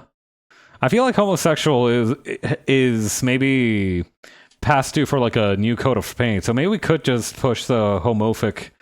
Wait, no, but then autocorrect and spelling errors. No, never mind, never mind. This is a bad idea. Also, I feel like I probably shouldn't chime in on this since I'm not gay to begin with. I feel very much like I'm doing some Stadler and Waldorf shit right now, but for the LGBT community, which is probably I need to. I don't think it's gonna fly. Just personally speaking. Yeah, we coded. That is true. Those two old guys who from the Muppets who yell at people are gay is a thing.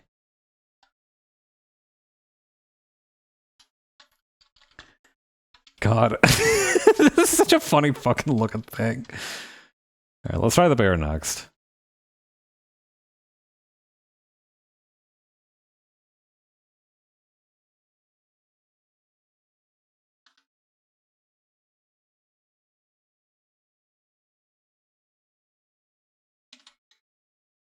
Okay, gonna add the fangs already.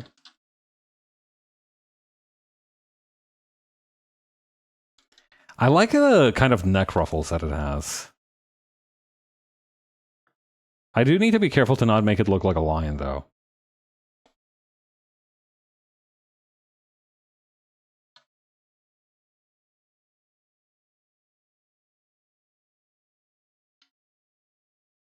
Actually, you know what? Another game that I've been interested in playing is this one called Who Done It, which is a really fun looking visual novel about this guy who wakes up one morning after being blackout drunk and realizes he is no longer a virgin, but he doesn't know who he slept with. So the whole game is about trying to find out who you banged last night. Two straight guys in the room trying to figure out a new terminology for gay people has to be some kind of accidental hate crime. Yeah, that's why I'm trying to I'm trying to like abort this bit. I'm trying to avoid going anywhere any of us would regret.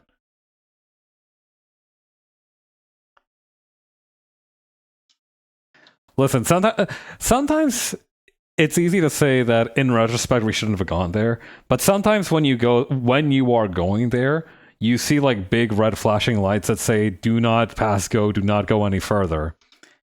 And sometimes you just need to listen to those lights.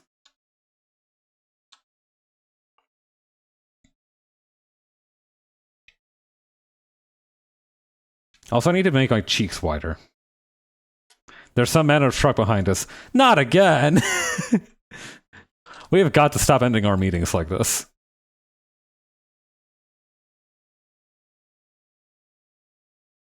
Okay.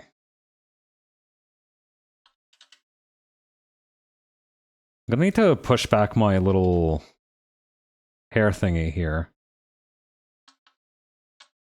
I wouldn't call it an ahoge since it doesn't stick straight up like that, but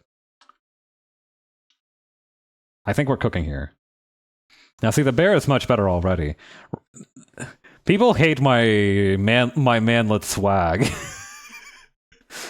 if you can't handle me at mole pabs, you don't deserve me at bear pabs.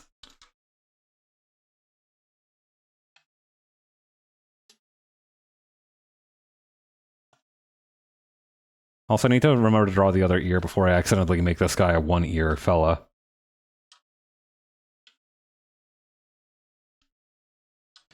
Sorry, the nose just looks like a pacifier. How? My teeth are literally underneath it!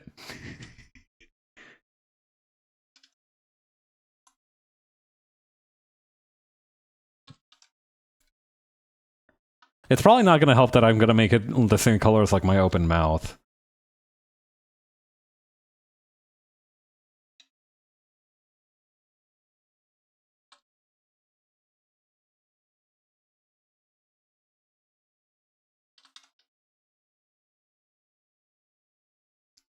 Okay. I'm gonna need to make this guy a little bit smaller than he is currently.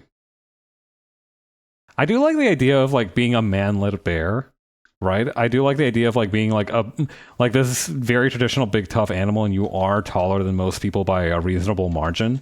But you are also like, if you stand up to next to another bear, you kind of realize you ain't that guy. I don't know, something about that scenario is very funny to me.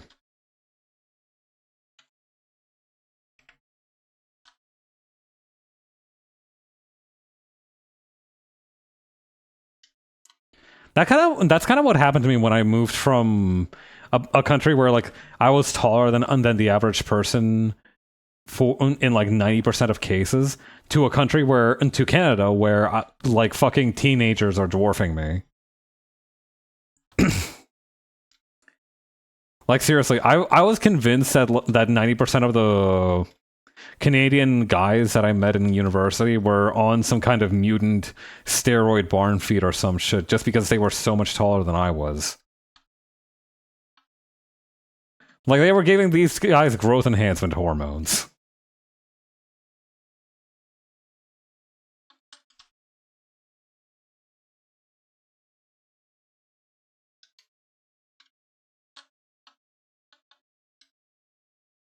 I mean, height is a choice though, so I think that's probably on me for not deciding to be taller as a teenager.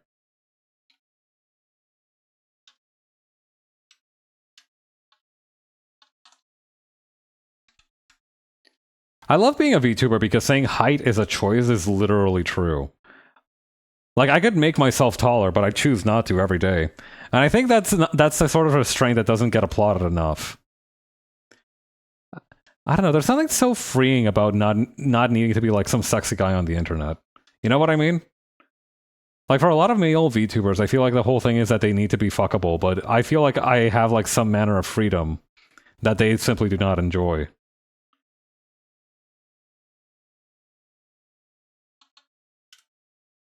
Or, or wait, no, I have some measure of freedom that they simply do not enjoy.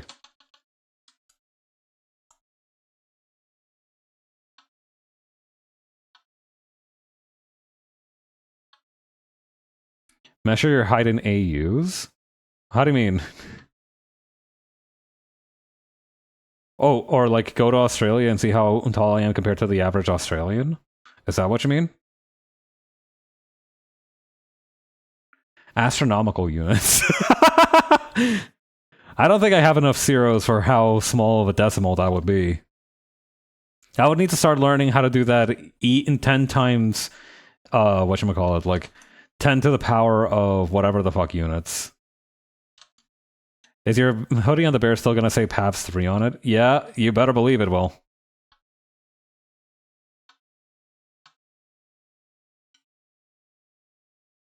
I mean, like, come on, are you really asking that? Like, are you? Like, there's no way it wasn't gonna have that. Make the 3 claw marks?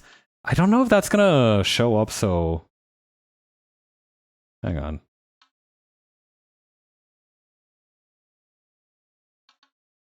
Maybe if I just extend them beyond... Like, that doesn't really look good, though. I don't know. I think it's good to just maintain consistent branding.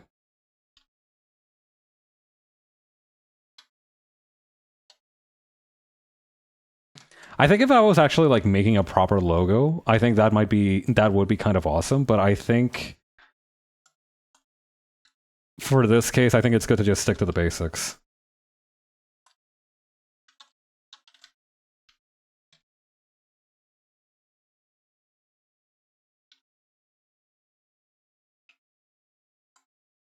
But yeah, I need to make this the year where I finally get into visual novels, or else I feel like I'm going to explode.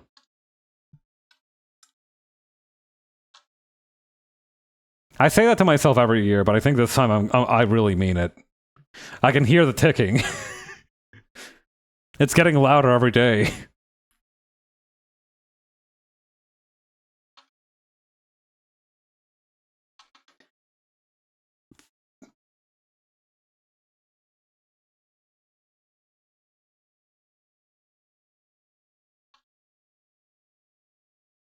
Okay.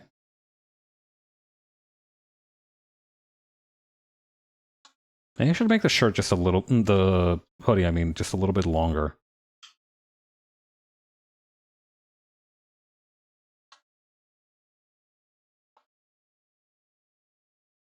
Yeah, I think that's looking good. Should I add the hoodie pockets to mole paths? Yeah, I think that looks good too. The biggest fuck off hoodie pockets in the world. Random fun fact: did you know that Arturo Castañeda, the Spanish voice for Whis, is the son of Mario Castañeda, the voice for Goku? that's so fun. And also really, really funny just being in the recording booth because you gotta. Whis kind of. I don't know much about Dragon Ball Super, but I was under the impression that Whis kind of dog walks Goku if they try to fight. So it's gotta be really funny, like. Talking to your dad throughout the recording session, and it's like, ¿cuándo es que tenemos que hacer el recording para esa escena donde te doy tute por media hora antes de que te hagas Super Saiyajin? Eso es a las 4, mijo. Training Goku and nagging him? Not really nagging. Okay, I kind of get the picture of what you mean, though. So, kind of like, okay, so he is kind of like training Goku, though. Okay, that still kind of holds up for the scenario that I had in mind. Correcting his mistakes. Okay, I get it.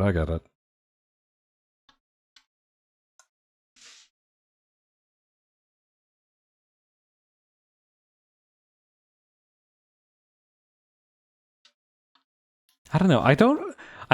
Is it weird to say that I still don't feel like this is a fursona? Like I feel like I have no attachment to this. Like I just approach it from a practical sense, but I'm not being vulnerable. I'm not saying that this is me as an animal. Does that make sense?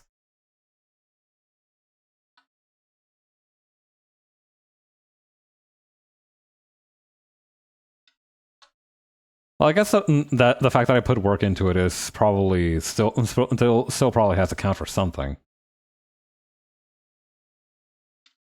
No, I get where you're coming from, right?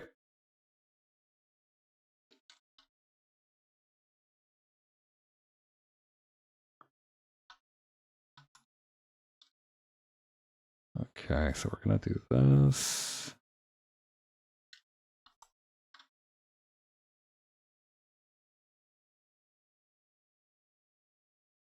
Finger here, finger here, finger here, and finger here.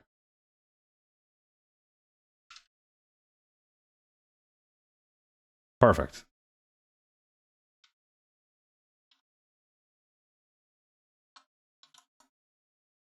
I mean, you are making these as a safety measure and not because like you felt a passion for it 100%. Yeah, I think that's I don't know. Is that worse than not having one at all? Somehow now that I'm looking at it this way, it feels more disingenuous than just not straight up saying, "Yeah, I don't have one." I don't know. Maybe if I keep drawing them, I'll learn to love them, or maybe I'll start to identify with them more.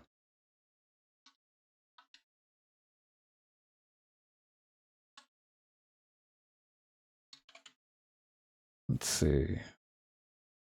Put this one a little bit more to the right and a little bit down.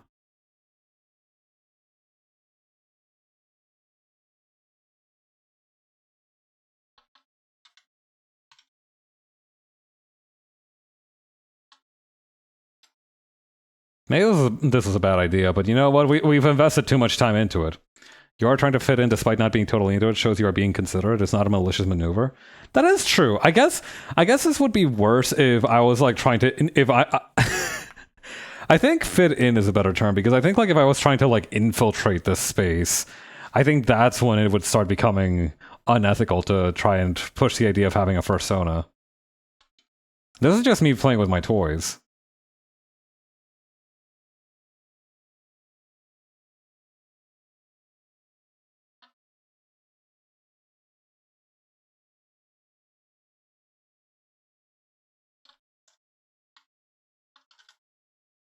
Okay, then over here, and then like this.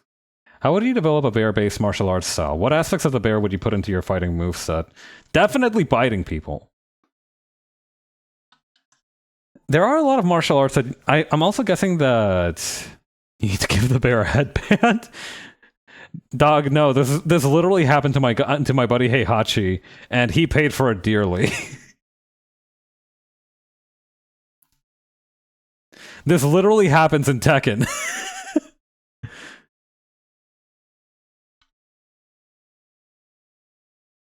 But the bear was fine. Yeah, the bear was fine. What about me? What about the guy who's developing the bear martial arts?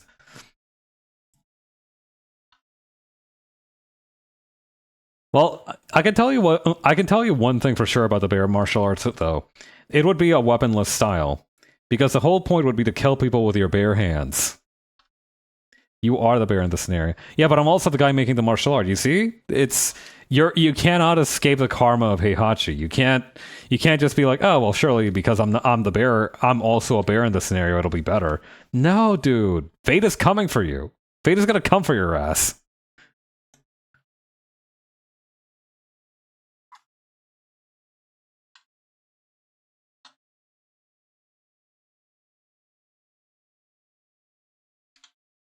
You're still gonna fall into a volcano. That shit's still gonna happen to you. Like, the volcano is non-negotiable if you or a loved one is training a bear in martial arts.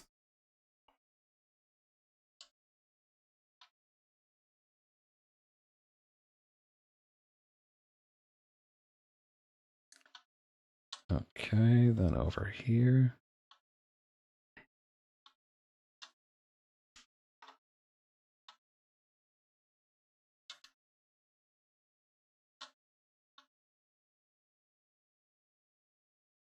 There we go.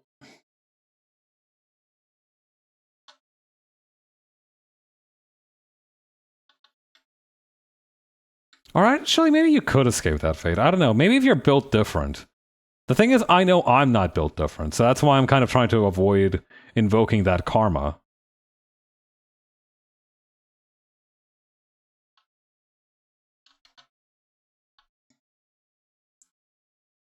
But then you get out of the volcano and throw your son in the volcano. That did happen. That is a thing that did happen to Heihachi Mishima. I don't know. I think the actual point, the real lesson that you need to take away from Tekken is that you just shouldn't fuck with volcanoes. I think that's really just it. Just stop fucking with volcanoes and you'll be fine. Even if you fucked with volcanoes in the past, just don't fuck with volcanoes in the future and you'll be fine. But just stop fucking with volcanoes. Nothing good comes of it. Don't stand near cliffs, don't stand near active volcanoes, and absolutely do not stand near a cliff near an active volcano.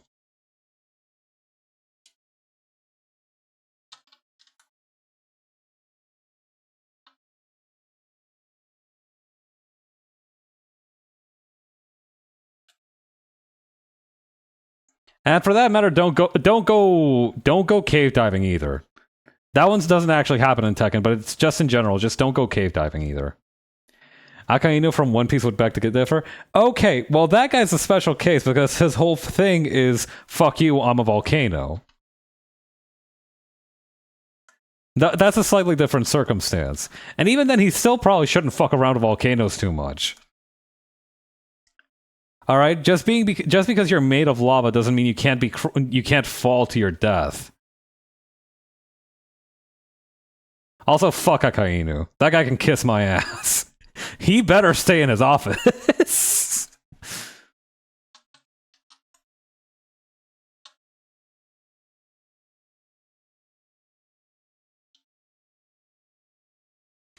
Yeah, see, that's the thing, though. That's the thing. You say Akainu would beg to differ, but Akainu is not somebody you should look up to as like a inspiration or a source of life advice. Akainu was to deliver the worst, most horrific gut punch in the series. Perhaps not to date, but definitely at the time of when that happened. And then he fucked off. I genuinely don't think he's been relevant to the story since then. Probably because he is genuinely just keeping his ass in that office. Because otherwise he would be finished.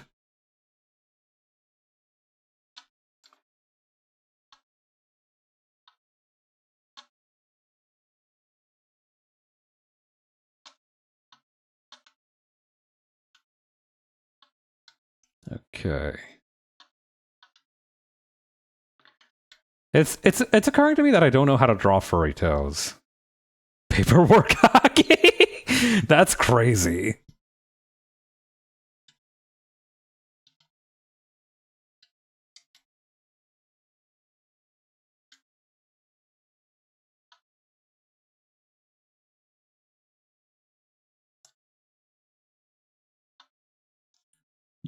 God, I kind of wish I had paperwork hockey.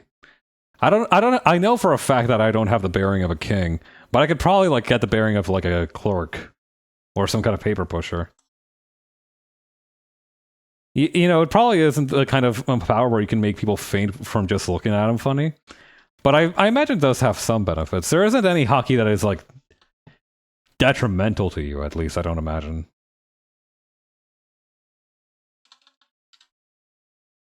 God, that would be really funny if, like, in addition to the Emperor hockey, there was just, like, hockey for the different functionaries of a royal court. Like, can you imagine how devastating it must be to train in with the Navy for, like, 10 years, bust your ass and make your way up to, like, the rank of a captain or a fleet captain or something, and then learn that you have like the jester's disposition. I'll give the supreme paper pusher. That's what I'm saying.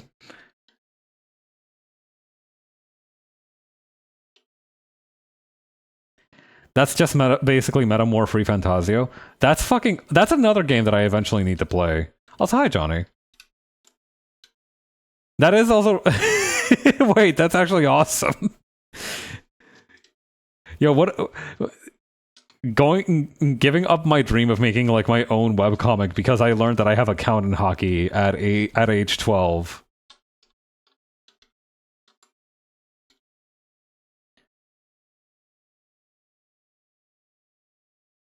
At least you could still hold a sword. You need to make paper cuts somehow. God, it really is funny just the contrast between bear pabs and mole pabs. I just having these two side by side is just really something.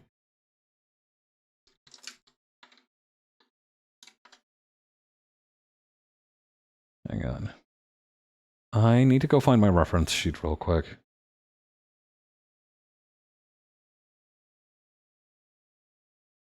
Here we go.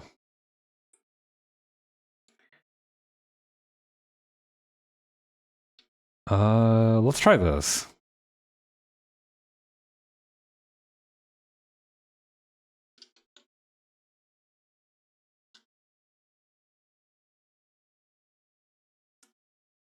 All I know about Metaphor Refantasio is that there's like a funny looking little furry guy in there that speaks with like a low baritone voice, and that's already really awesome.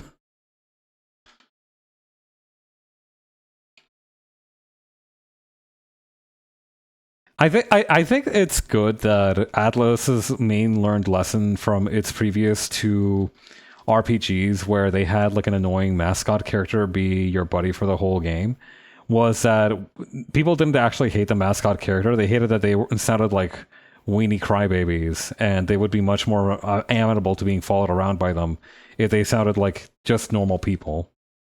It's an exceptionally good game. So I have heard.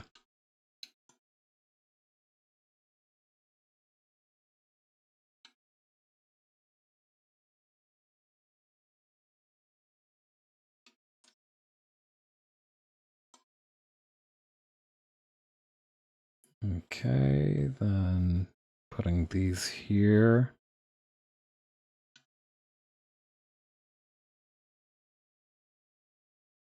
I don't know how the color balancing is going to be on this because I'm kind of making this up as I go.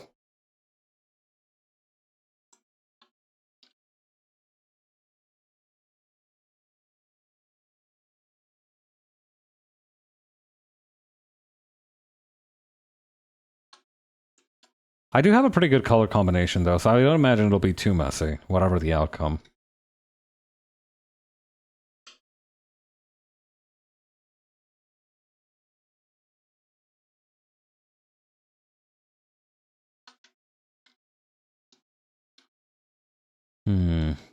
Yeah, maybe we could just make the bottom of the fur white.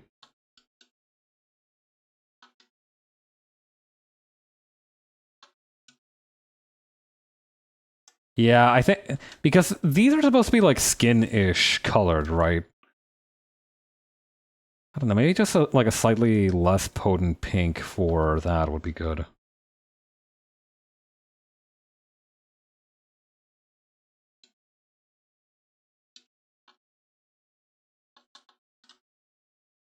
Just for for this nose bit, and yeah, that already looks so much more gentle and nice.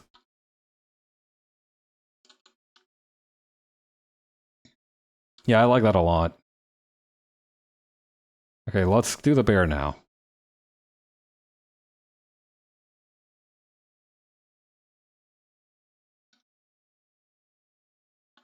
I will say there's something very soothing about this kind of crunchier pen that I've been using for this. I don't know how to put it. It feels lower stake in a lot of ways, which I really enjoy. I think it's good for these kind of just freehand sketches where I'm just drawing whatever the hell I want.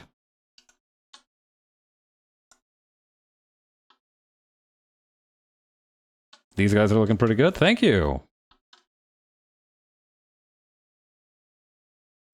Honestly, I've had these designs in mind for a while. I just haven't had really the need to execute them. But I guess the day finally came.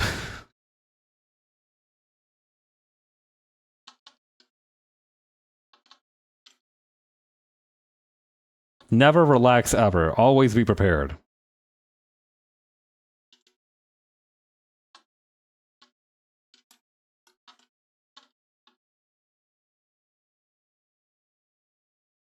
Okay, putting these here.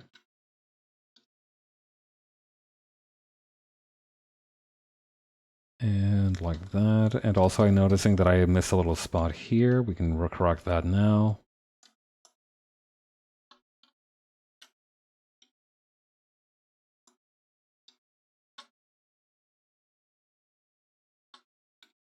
Close this loop here. Okay, now we're gonna have to figure out the face pattern for spectacle bears, right? And I'm thinking that it's probably just gonna look like this a little bit, where it's because the black fur is like we kind of screwed over what it would normally be like because the black fur is now white. So I guess it would just kind of look like this.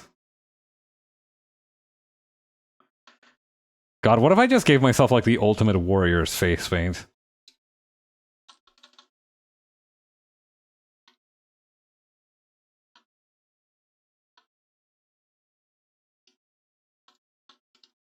There we go. Make it like a lucha mask. Yeah, maybe. That might be the way to go. Because right now, I just look kind of sunburned and weird. Hang on, what did the Ultimate Warriors... You can make it whatever color you want, it's a fursona. Yeah. That much is clear. But the thing is, like, now the... How do I put it? Like, the color balance is a little bit off. So it's not... It doesn't look... It's never going to look quite like the picture, not only because of the colors, but also because, you know, what's light is now dark and what's dark is now light. So hang on, Ultimate Warrior.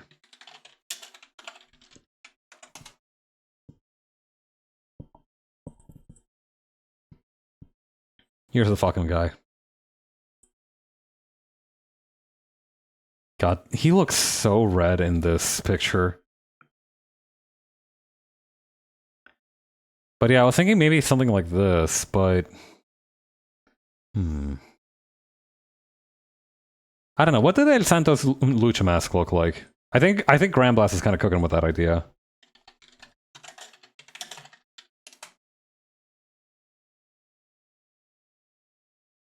Honestly, I think I could work with this.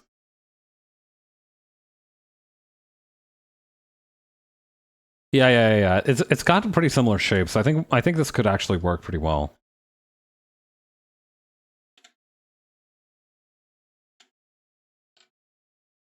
Let's try that.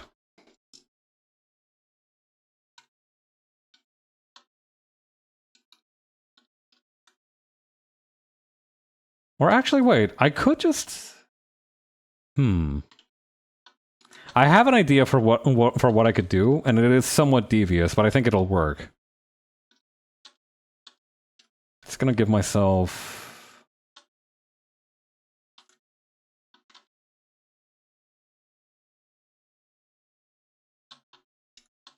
Just like these under eye bags, I think. And maybe just connecting it to the nose a little bit, too.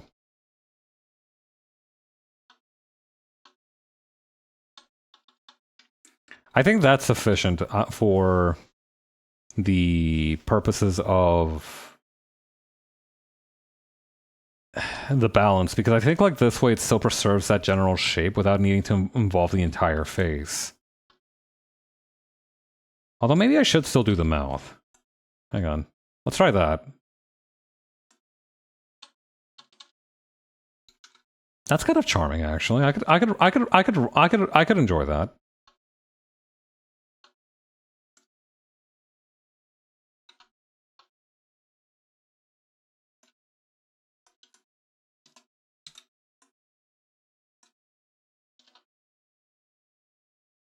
Yeah, something like this.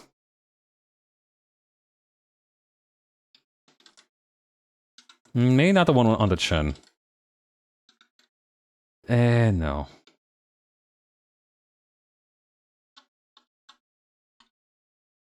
Maybe like this?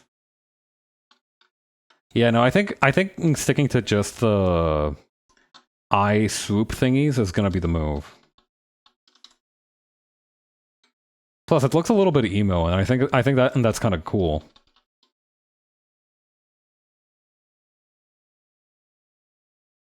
Gonna remove this bit of the hair whorl, though.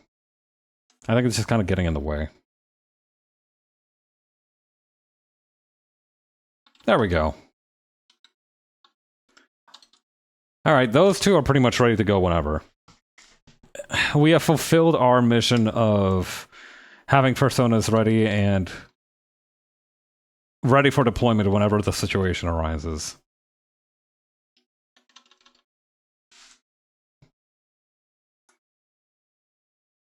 We can get rid of these, and we can just stick these two a little bit further up here.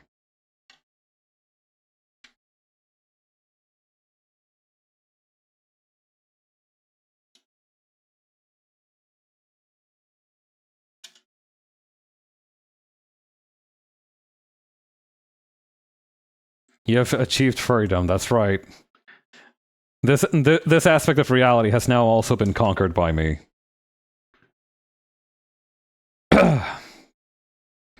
Alright, that's another thing off the list of things that I wanted to do today. We still have about an hour before we hit in the 3-hour mark, which was my goal for today. Okay, no, that's not true. We have about 45 minutes.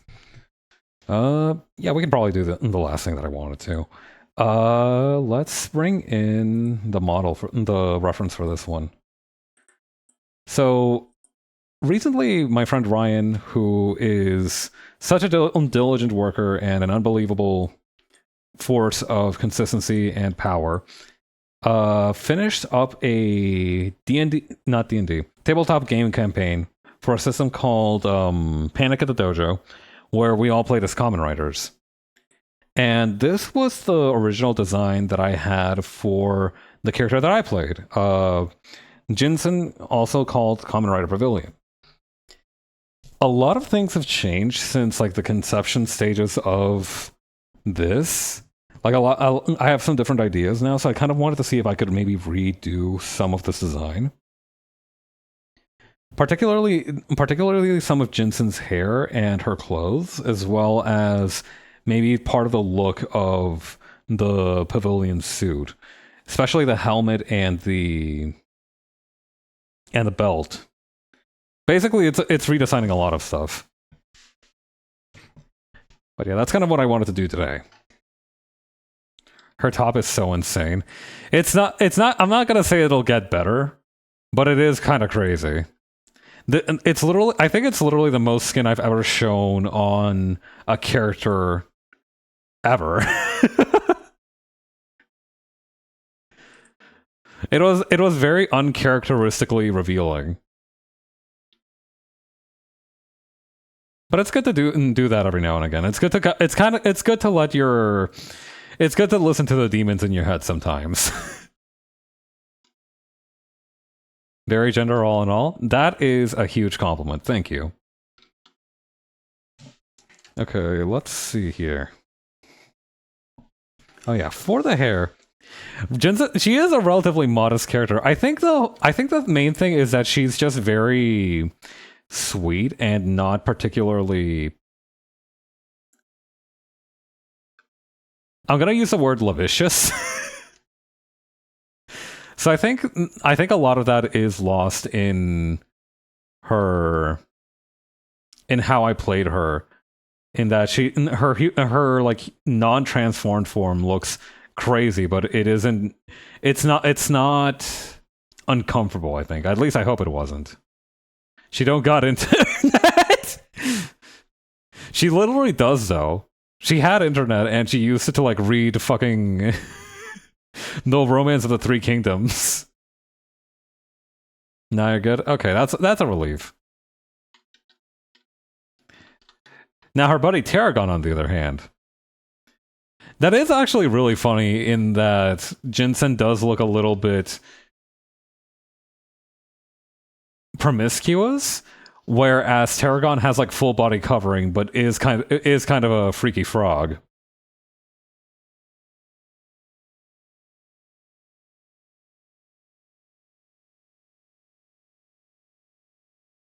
But yeah, I kind of just wanted to get a consistent rough for her hair down. I think that is one thing, is that her hair is probably going to be at least a little bit bigger than it was originally. I think I also wanted to uncover her right eye, among other things. The main thing as well is that before, her little antenna here was supposed to look like a flag. And I've decided to change the shape of that so that it's more like a big triangle sticking out, so it still has like that idea of being a flag, but it doesn't look like a flag on a pole, which looked a little strange whenever I drew it. Instead, it just looks like a pennant is sticking out of her head. What do you mean, oh? That didn't come through at all, did it? The whole thing of like the flag sticking out of her head, that didn't come through at all, did it? That's really funny, actually. No, that's on me for not effectively utilizing the semiotics.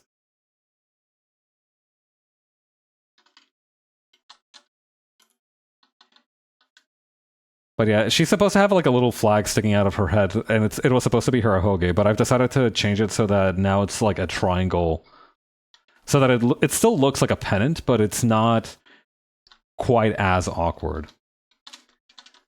I've also decided to remove the kind of head covering that she has to make it just like a turtleneck top.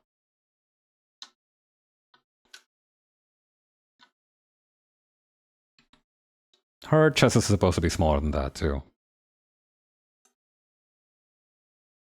But yeah, see, this is why it's important to return to these designs after everything was said and done.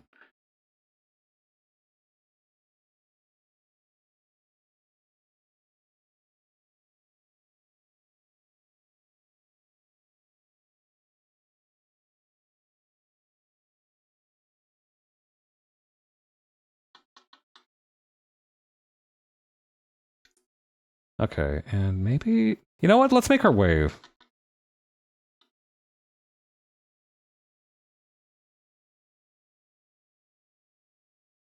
I was actually thinking that if I have the opportunity at any point to try and rewrite some of the story for PMP, which is also kind of like why I'm looking forward to having the finished summary.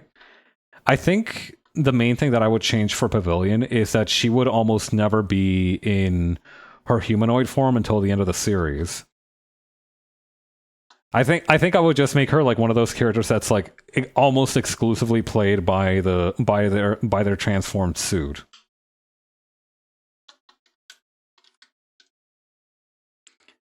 Mostly because I think it would be much more moe if the giant hulking alien who is permanently transformed into like a weapon of violence, it acts like this very cheerful, bubbly alien girl. I think that was a big fumble on my part.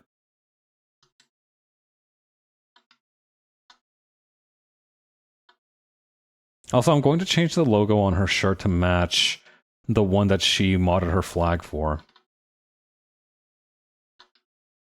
The logo is also going to be changed a little bit for this. My write-up is mostly summary. When you do this for 2 years, you can't really recall and go over all the nuances of the characters and interactions, which is a bit of a shame. It is the nature of like this very ephemeral kind of storytelling that you do as a tabletop game, though. You can't really resent it, I think.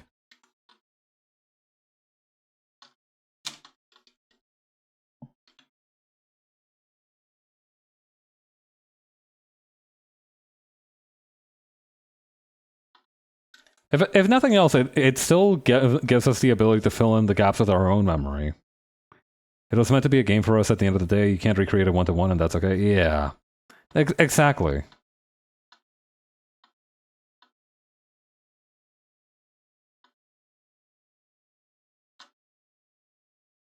But yeah, it should go without saying that for most of the time that I'm going to be drawing Jinsen in the future, it's probably going to be in this humanoid form, because I do not want to draw the Kamen Rider suit for all the things that I want to do with her.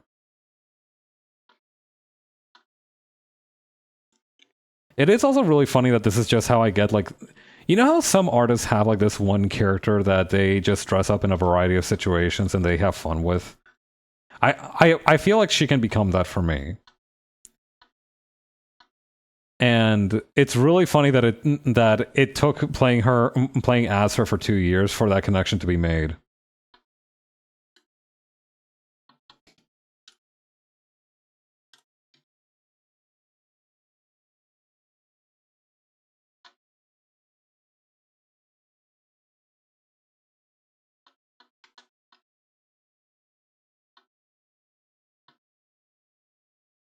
Okay, shrink this down.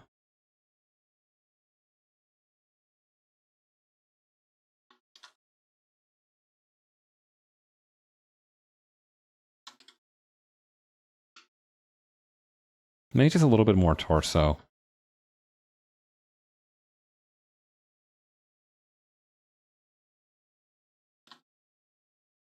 Maybe we expand this section, it'll be a little bit easier.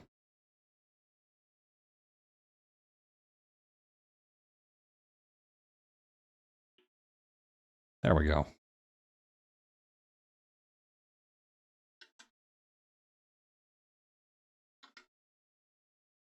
I do also I am going to try and maybe simplify, or at least get the belt to a point where I can draw it consistently, though, because I like the contrast between her the human form that she has and like the chunkiness of the belt.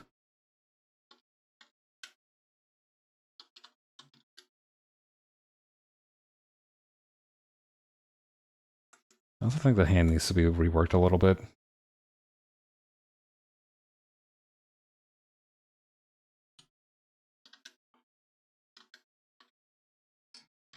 Maybe making the eyes a little bit smaller too.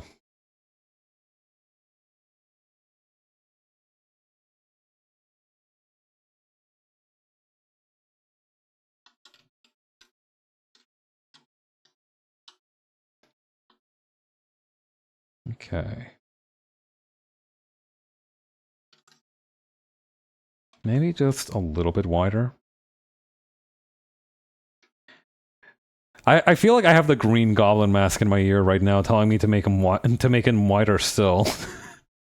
But I need to practice some temperance.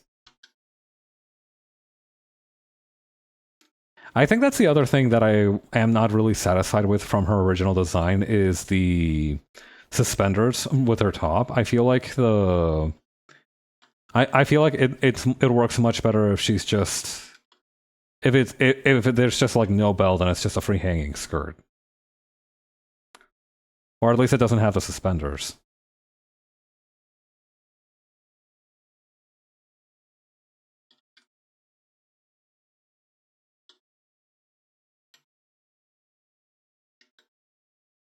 Come on, just get rid of this one little... There we go.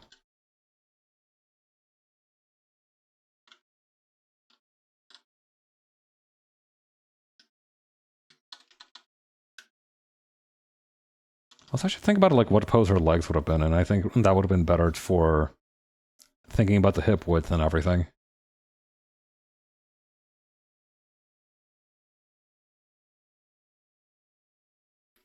Okay, I think I have an idea for the kind of pose that she would be in.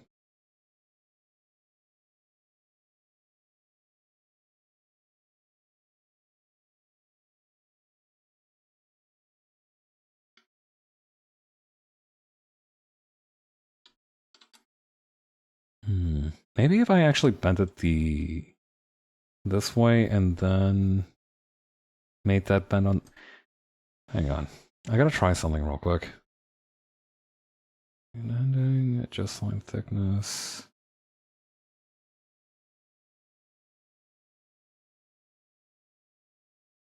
Hang on, there's like this thing that starting ending by speed. Maybe the corrections tab? Okay, yeah, I gotta turn off the vector magnet. There's this thing... Okay, so there's a setting in Clip Studio Paint called a vector magnet if you work in vector layers, where if you draw two vector lines close enough to each other, they will... If you have vector magnet turned on, they will stick together like this. And while that's helpful in some circumstances, it's also kind of a pain in the butt in some other ones. And recently it's becoming more of a pain to keep it than it is to remove it. So I'm just going to go ahead and turn it off.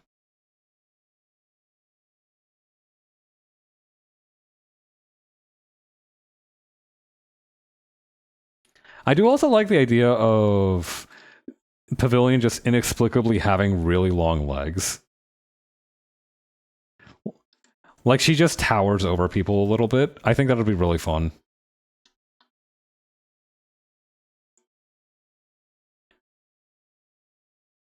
I don't know. Maybe I don't think I can have both. I didn't exactly picture her being short, but I do want her to have long legs.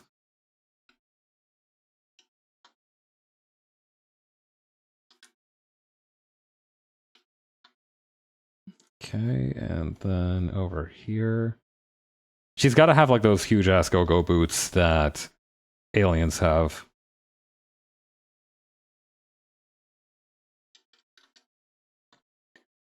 I think that a lot of the influence for her outfit came from, like, Starfire from Teen Titans and Space Channel 5. So I'm going to try and listen to the voices that are steering me towards that direction.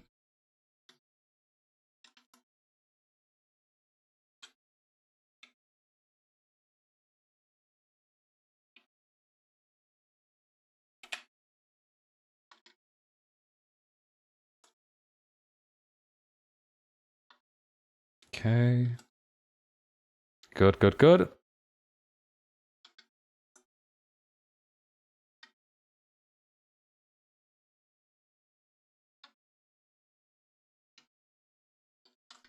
And then this one over here.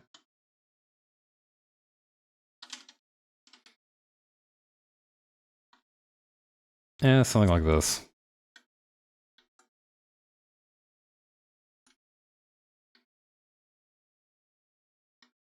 Ooh, this is an interesting conundrum. God, it's hard to believe that it's going to be Monday tomorrow. What the hell? It feels like Saturday just didn't happen. I feel like I just skipped over Saturday. Saturday was not a real day.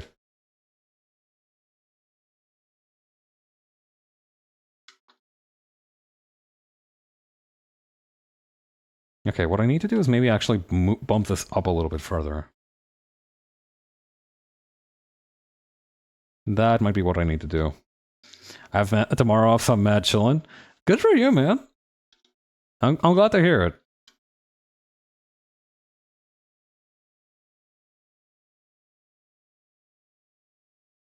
Honestly, any time off that you can get throughout the week is cash money.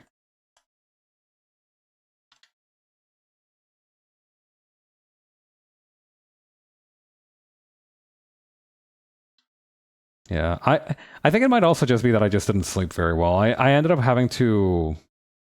I think I overheated in the night, and I ended up waking up a little bit. Waking up in the middle of the night. It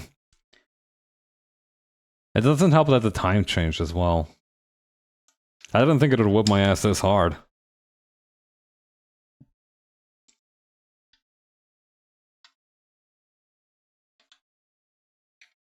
Also, I'm gonna change what the shape of the mouth. There we go.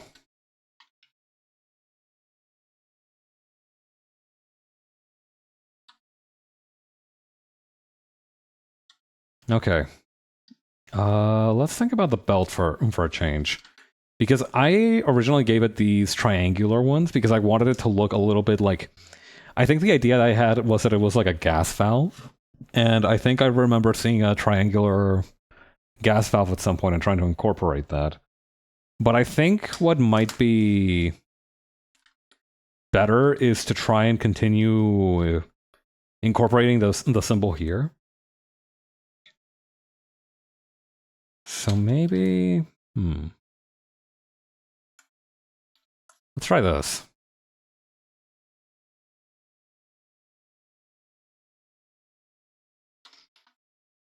So maybe we also okay. So maybe hang on. Yeah, no, we also use this kind of like star diamond symbol for the belt.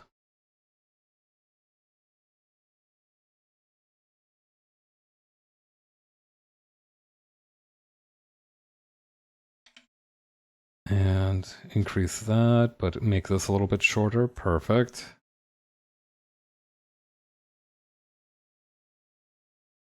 I think I'm also going to end up changing the logo so it just has one of these wings here. I think that'll make it more clear that it's supposed to be like a butterfly. Just also less onerous to apply it that way.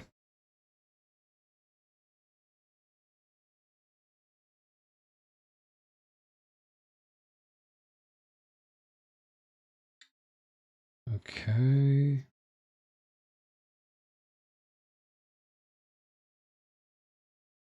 Maybe sort of like this.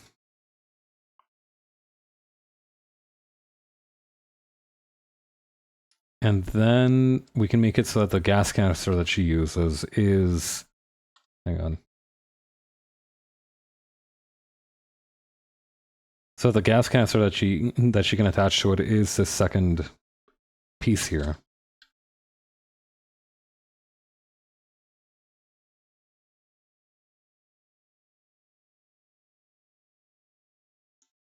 I think that seems pretty good. What I might need to do is also rework the shape of the sigil a little bit, just so that it's more the fucking doohickey. Yeah. Did I actually label it as a doohickey? No, I called it a trinket in this case.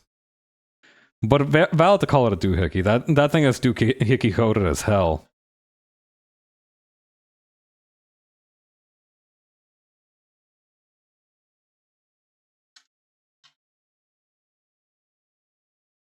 Hmm.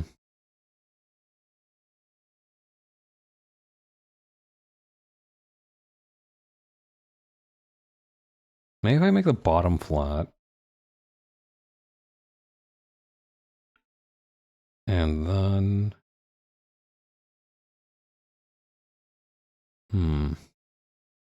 I will warn you, you don't want that to look too penisy. That's the exact scenario that I was trying to avoid. That's why I removed the one on the bottom for this.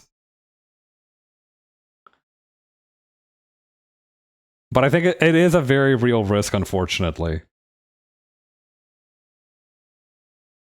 What if I just made it wider? Would that reduce the risk to some extent? I mean, kinda.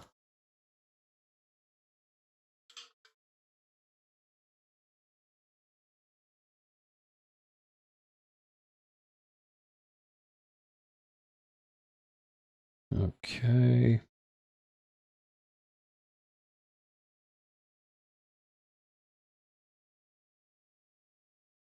There we go. This needs to be something else, though.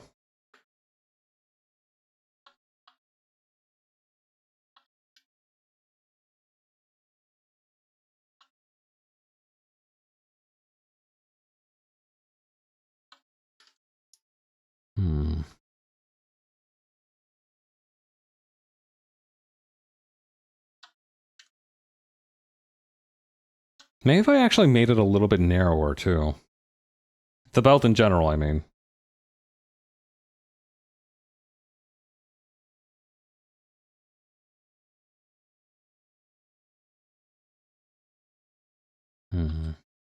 Okay, that's looking good so far.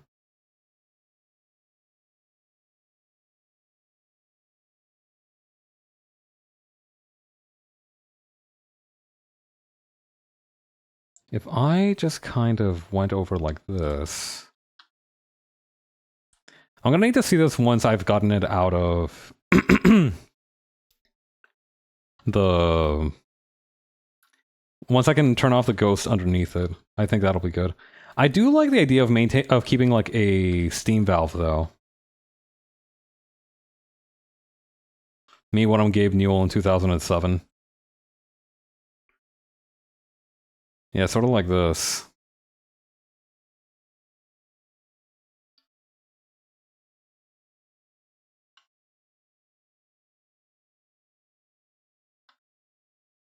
Sort of like this? Honestly, that's looking pretty good.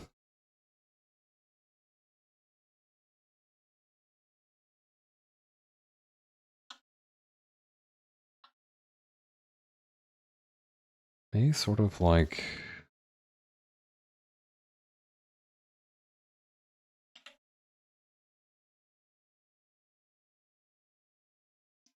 Yeah, how's that look if we don't add the ghost? It's missing something. Maybe if I added similar decals from the bottom here to the top? I think that could bring it around for me.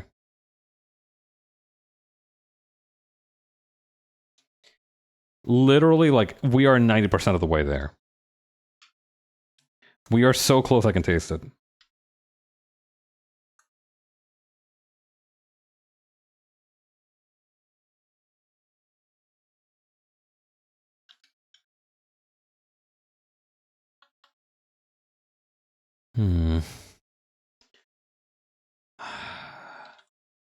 I might need to genuinely just take a look at Common Rider belts for half an hour and just kind of pick and choose the parts that I like best from them, because this is difficult.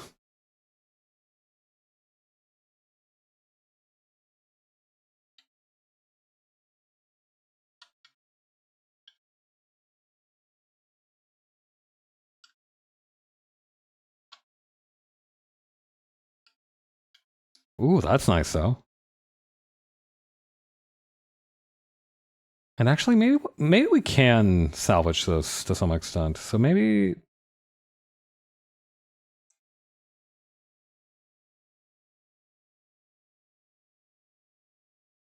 try this.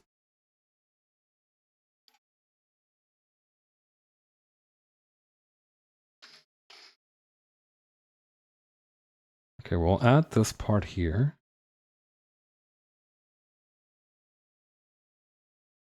Yup. And then this part here. Maybe we can...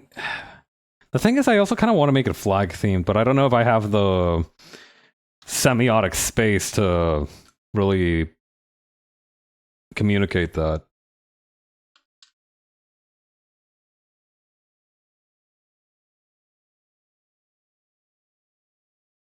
Maybe if I just do it like this?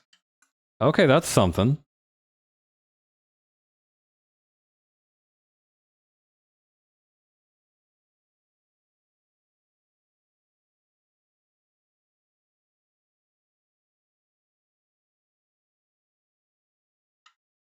How's this? Okay, yeah, that's definitely something I'm not going to be able to figure out today, I think. But we have some good progress, I think. I'm going to copy this, and I'm going to bring back the last one that I made. I have this one. And there we go. Just have these two kind of chilling back here.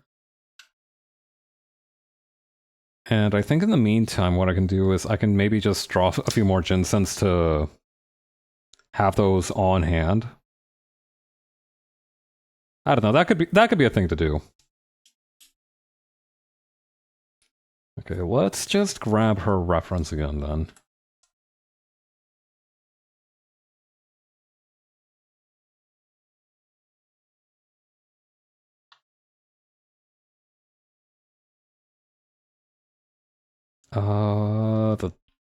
The bucket tool, right. Now what the hell? There we go.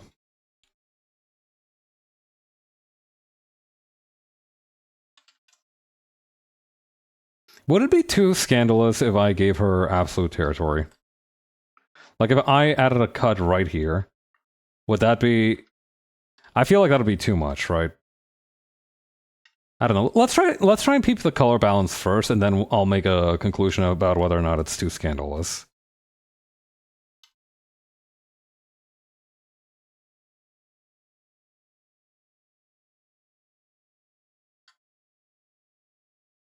Oops. What did I just do? That did something. I don't know what that I don't know what that just did. I don't know what it did. I don't know what it do.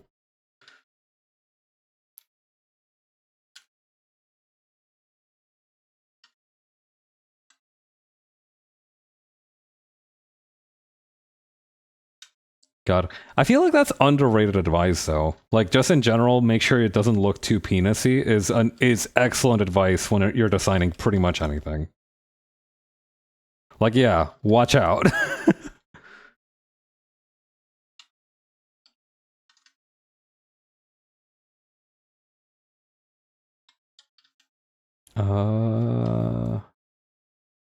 Huh.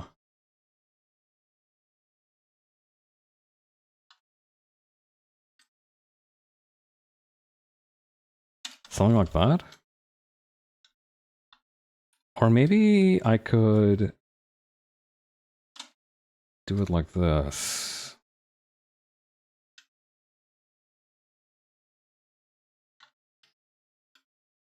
Nah, I think the way it was before is good. And then maybe with this color for the blue here. Yes, okay.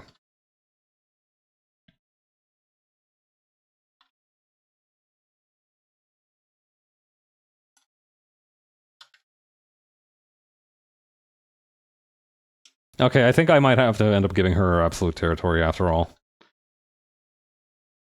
Let's just see what it looks like and see if it significantly improves the design.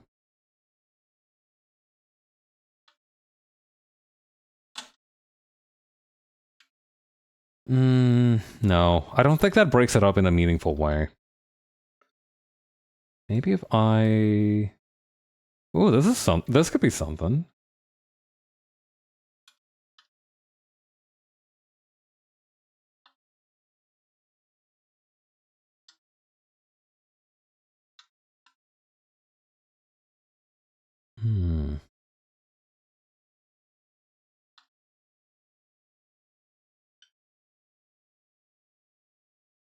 Could I almost like do a gradient over it?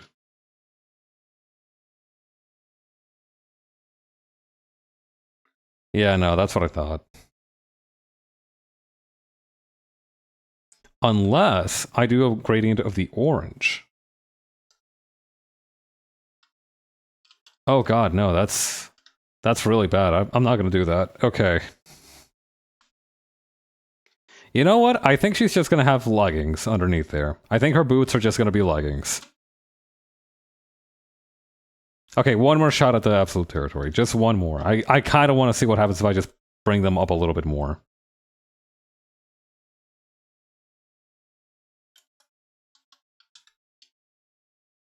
Listen, we're doing this for scientific reasons. Honestly, that does look really cute. Okay, I'm gonna go with that.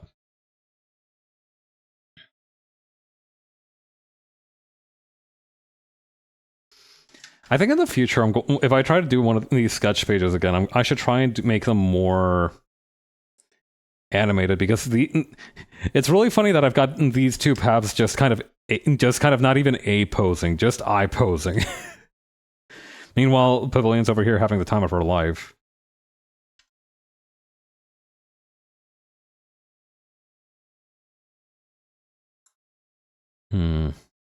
I could probably fit in a few more Pavilion sketches. I had some ideas for outfits to put her in, so I might as well try and get those out of the brain.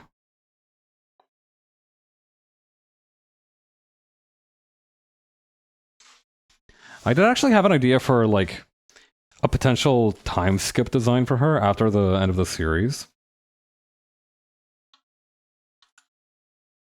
Where it would look a little bit...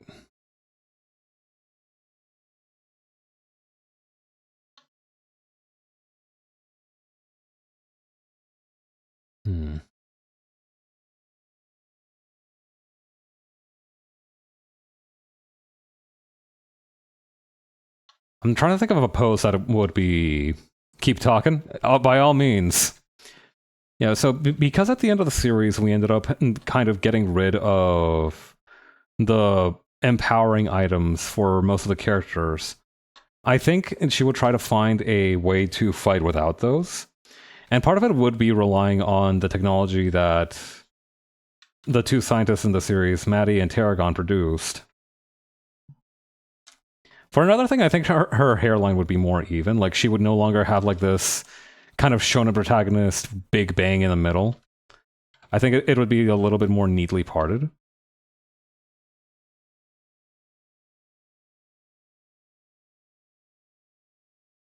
I also think she would genuinely just look more mature.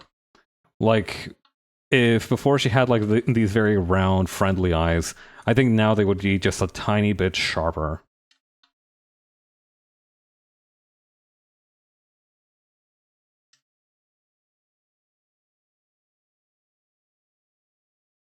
You know, I think she would have graduated from like this very cute girl to a more cool, very girl boss kind of woman.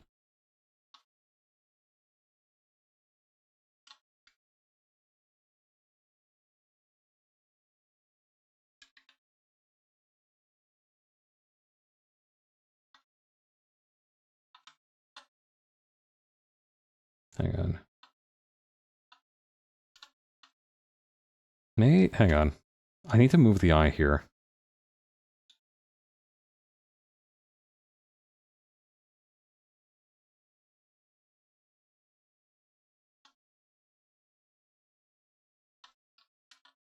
I think her hair would mostly remain the same other than making her parting a little bit neater, but I think the main thing that would change is that the kind of pennant that she had on her head before, I like the idea that it just kind of kept growing.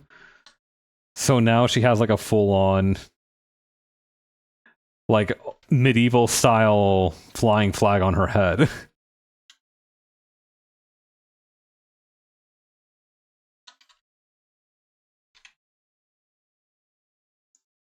Turns out she did not, in fact, grow into that.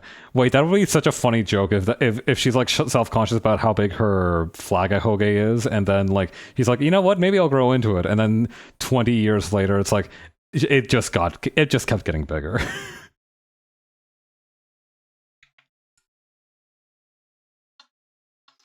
Actually, I guess a better option for this might be to not make it flow in that direction, but maybe the other way around. So maybe it'll look more like a side ponytail from this angle.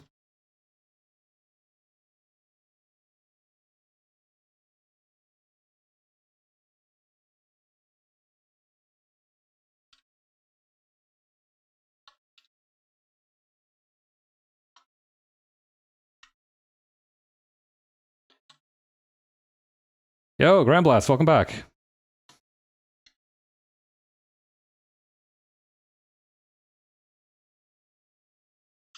Okay, and we're going to do it like... Yeah, I also wanted her to have like a clip tie or something. Or not really a clip tie, just a tie.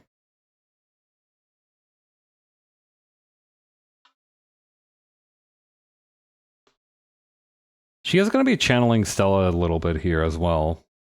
I think it's mainly going to be like the cut of the pants and everything.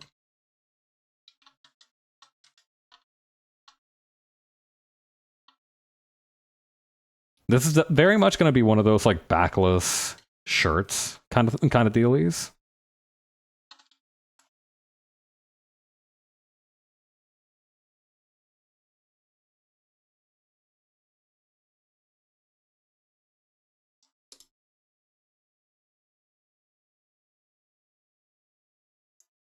Let's see. What kind of pose should I make for her? I think maybe if like she's stretching her back out a little bit. Like this. You know that thing that you do sometimes where you want to stretch out your back so you hold your hands behind your back like this?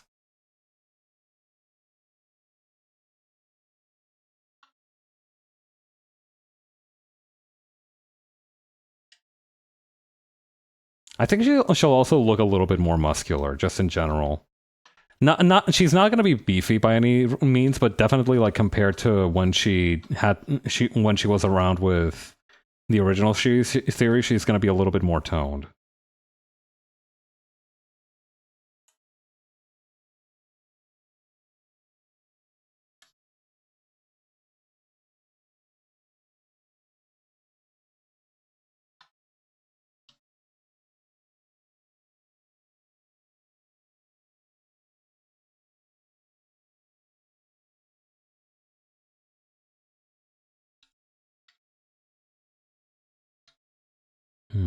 The eyebrows, I kind of want to do something different with them.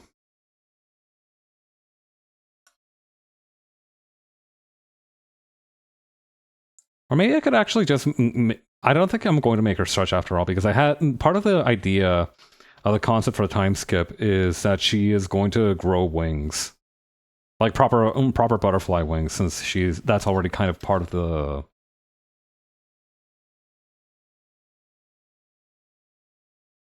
aesthetic here.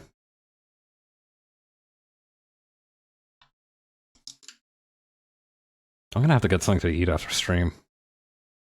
I'm quite famished.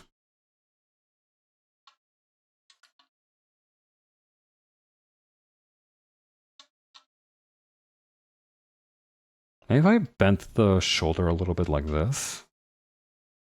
Yeah, that looks a little bit closer to what I wanted.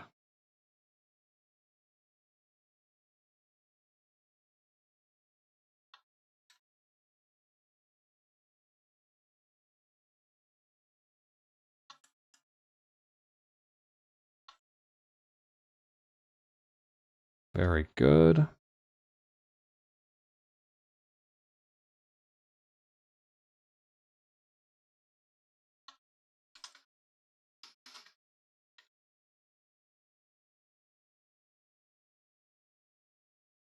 And then we're going to...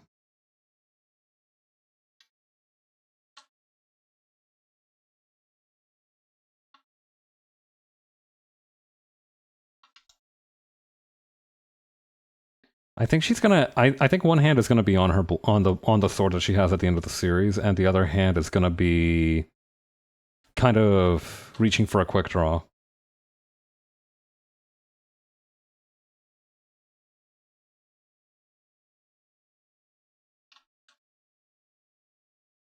So I think maybe this arm would not be extended quite that far out. Maybe closer to this.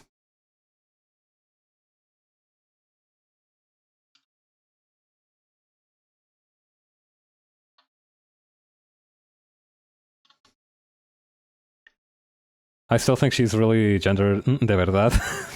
That's good.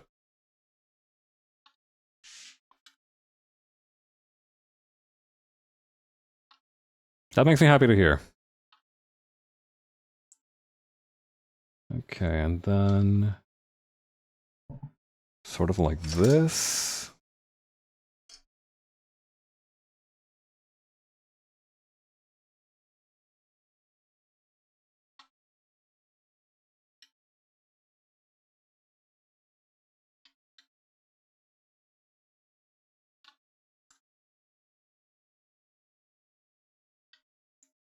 And she's going to have a secondary belt for the sword.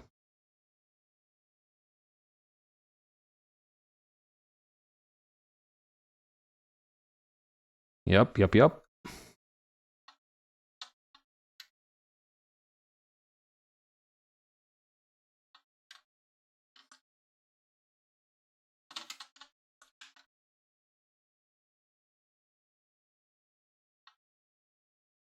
Trying to figure out a way I want to be her without sounding like Captain Ginyu.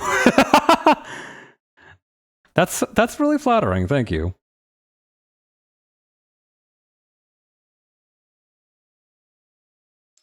And maybe...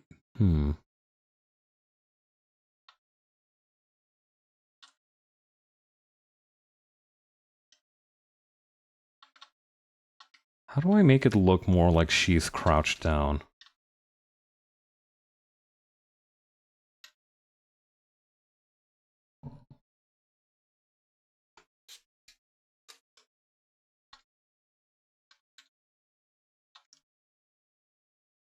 Come on, there we go. I need to increase the thickness of the vector eraser. I feel like it's not doing its job of cutting properly.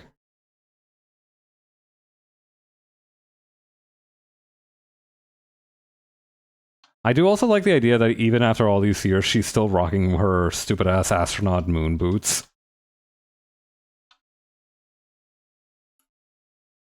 Like, yeah, she's in charge of, like, an entire galactic federation for freedom now. She does still wear, like, disco platform shoes.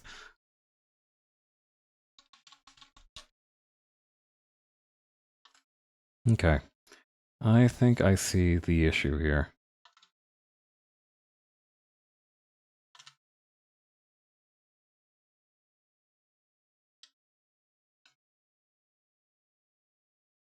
Okay, yeah. I definitely see the issue here. I made the hip on the left-hand side a little bit too flat, when really it should have been like this.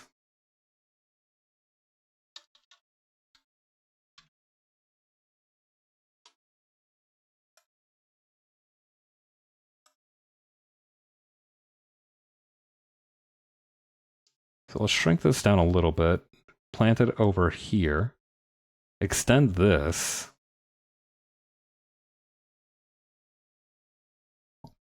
I will say that Captain Ginyu possession jokes have not gotten old at all for me. Because I remember back when Sparking Zero came out, there was like, and somebody was like, "Yo, what team are you gonna have?" And somebody just posted a picture of Captain Ginyu and was like, "Yours, little bro."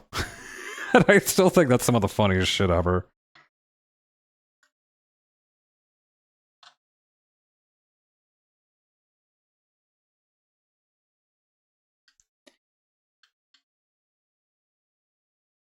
There's something just so delightfully...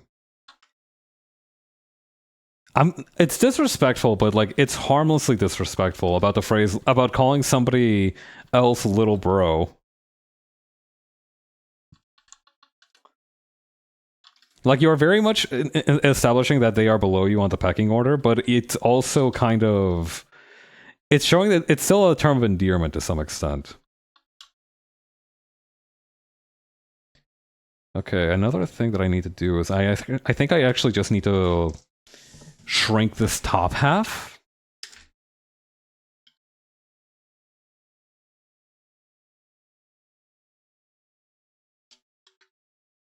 I'm gonna drink some water, hang on.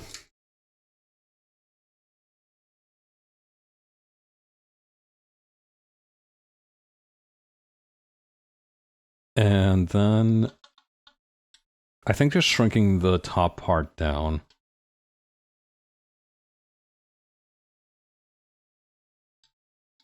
Yeah. Okay.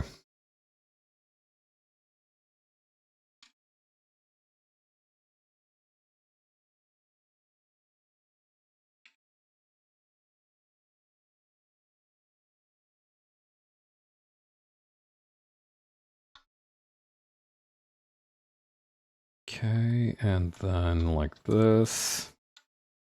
You know what? I think we could probably... How familiar is everybody with Oro Crony's second outfit? Or like her casual outfit? Because I remember that she has some really funny looking pants that look like they have two waistbands. So I kind of want to see if I can't give Jensen here something similar. Come on. There we go.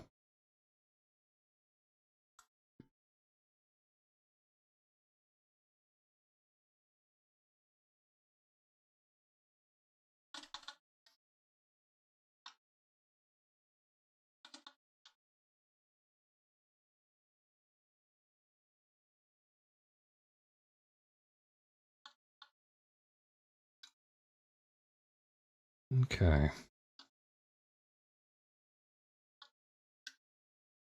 I could probably also stand to make the tie less thick and longer. There we go.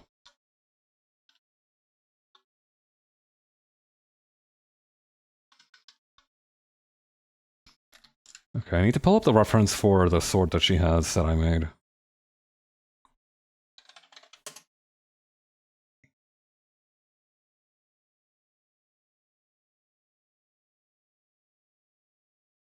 Okay, there it is. Right. Now I remember.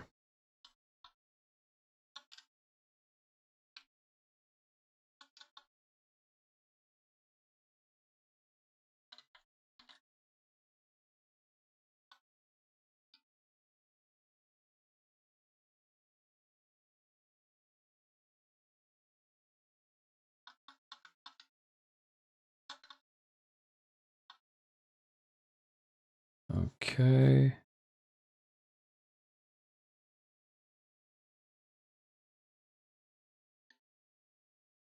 Let's shrink that part down a little bit. Hang on.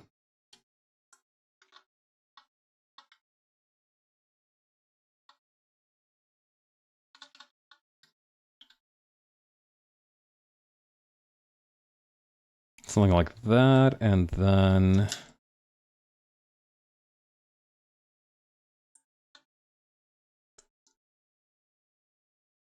Yeah, okay.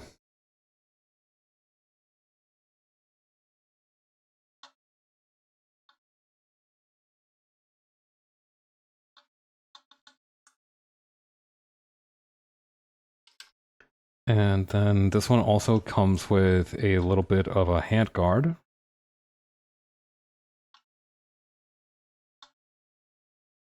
Like that.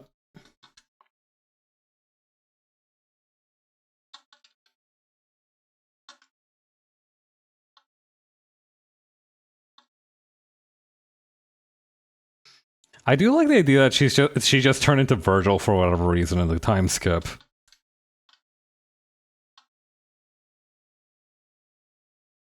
Like, while everybody else is trying to fuck around and try to figure out how they could reacquire the suit technology without causing any incidents, I think she just literally followed the the path of the sword and just became Virgil.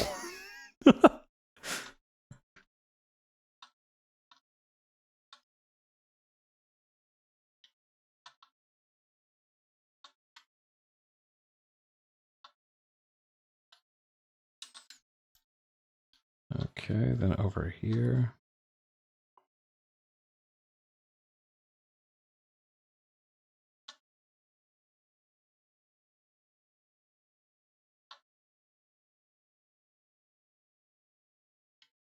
There we go.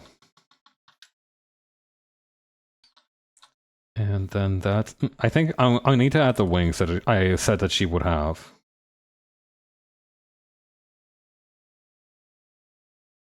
Also, I think the shirt would actually not connect quite as high as that. I think it would need to be a little bit lower like this.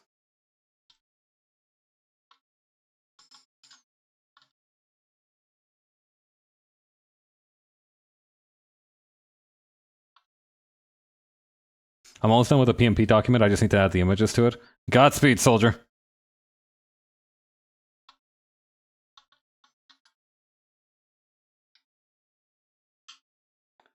Okay, gonna just put this here. Perfect.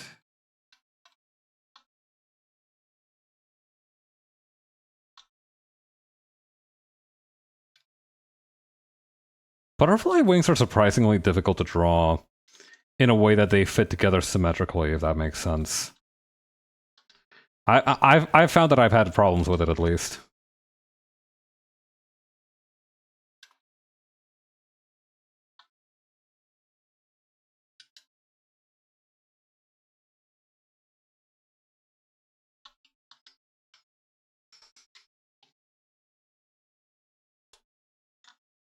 Okay, then over here.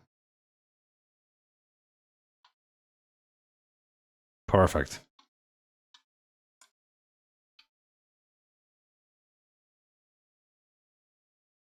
Dog, this shit is 25 pages without the images. Oh my god!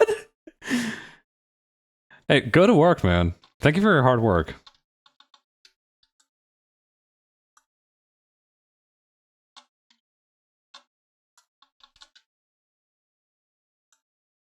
I really do appreciate you organizing the document together. I think...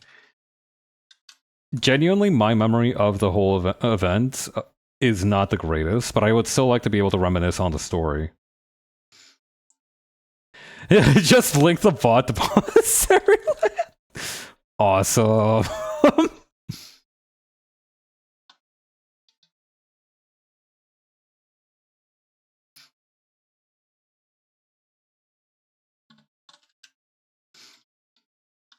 God. In retrospect, it would have been fucked up if we had recorded it, but I do think it would have been funny if we just had that record forever. In a sort of, like, I feel like one of us is gonna come back 10 years from now and try to destroy it to, like, erase their past. I don't know what kind of circumstances would lead up to that. It just feels like something that would happen.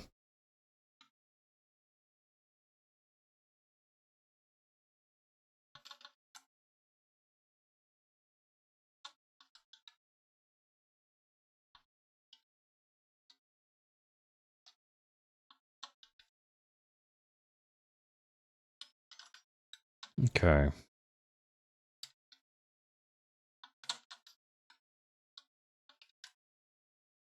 Can I get the... yeah. Okay, cool.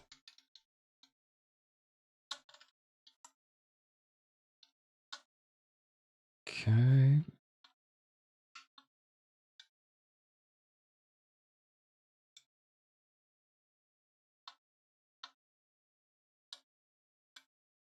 I don't even remember what color I actually made the sword itself, so this is going to be exciting for all of us.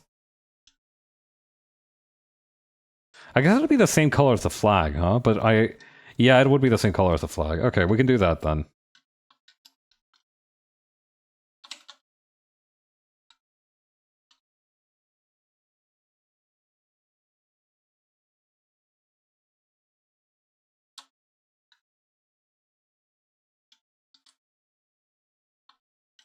Okay.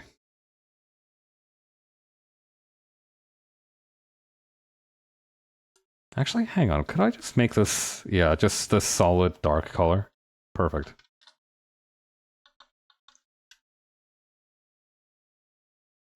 Eraser pass for a time travel story. That's Kino.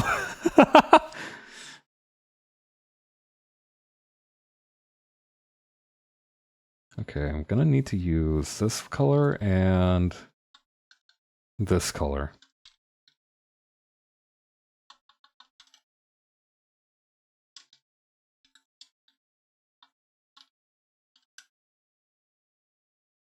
God, it's gonna be a Travis Strikes Back DLC situation where like they finally bring back a beloved fan favorite character just for this one fuck ass movie, and it's gonna be so non-canon it's gonna kill someone.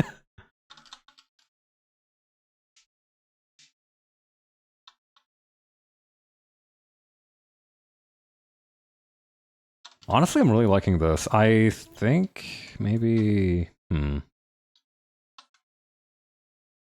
yeah, it's gonna be Dead Ant.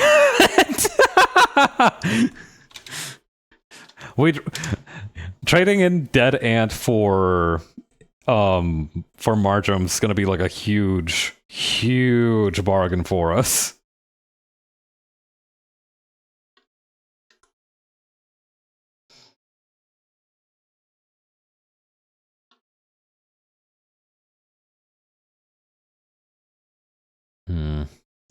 Honestly, I think we've passed the 3-hour mark, so I do think maybe we can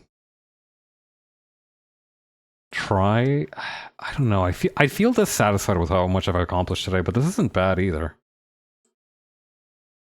I don't know. It's also true that we have accomplished at least something today, so I think it's not good. It's good to be satisfied with what we've created. Yeah. All right.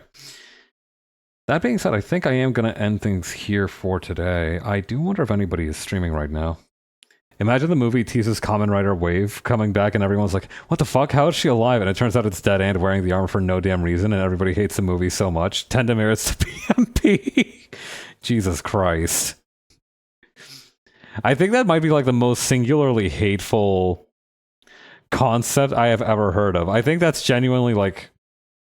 That would be like such an unnecessary act of violence to anybody who likes a series or respects it whatsoever. I fuck with it. Also, it doesn't look like anybody's really streaming right now, so I'm gonna just head out.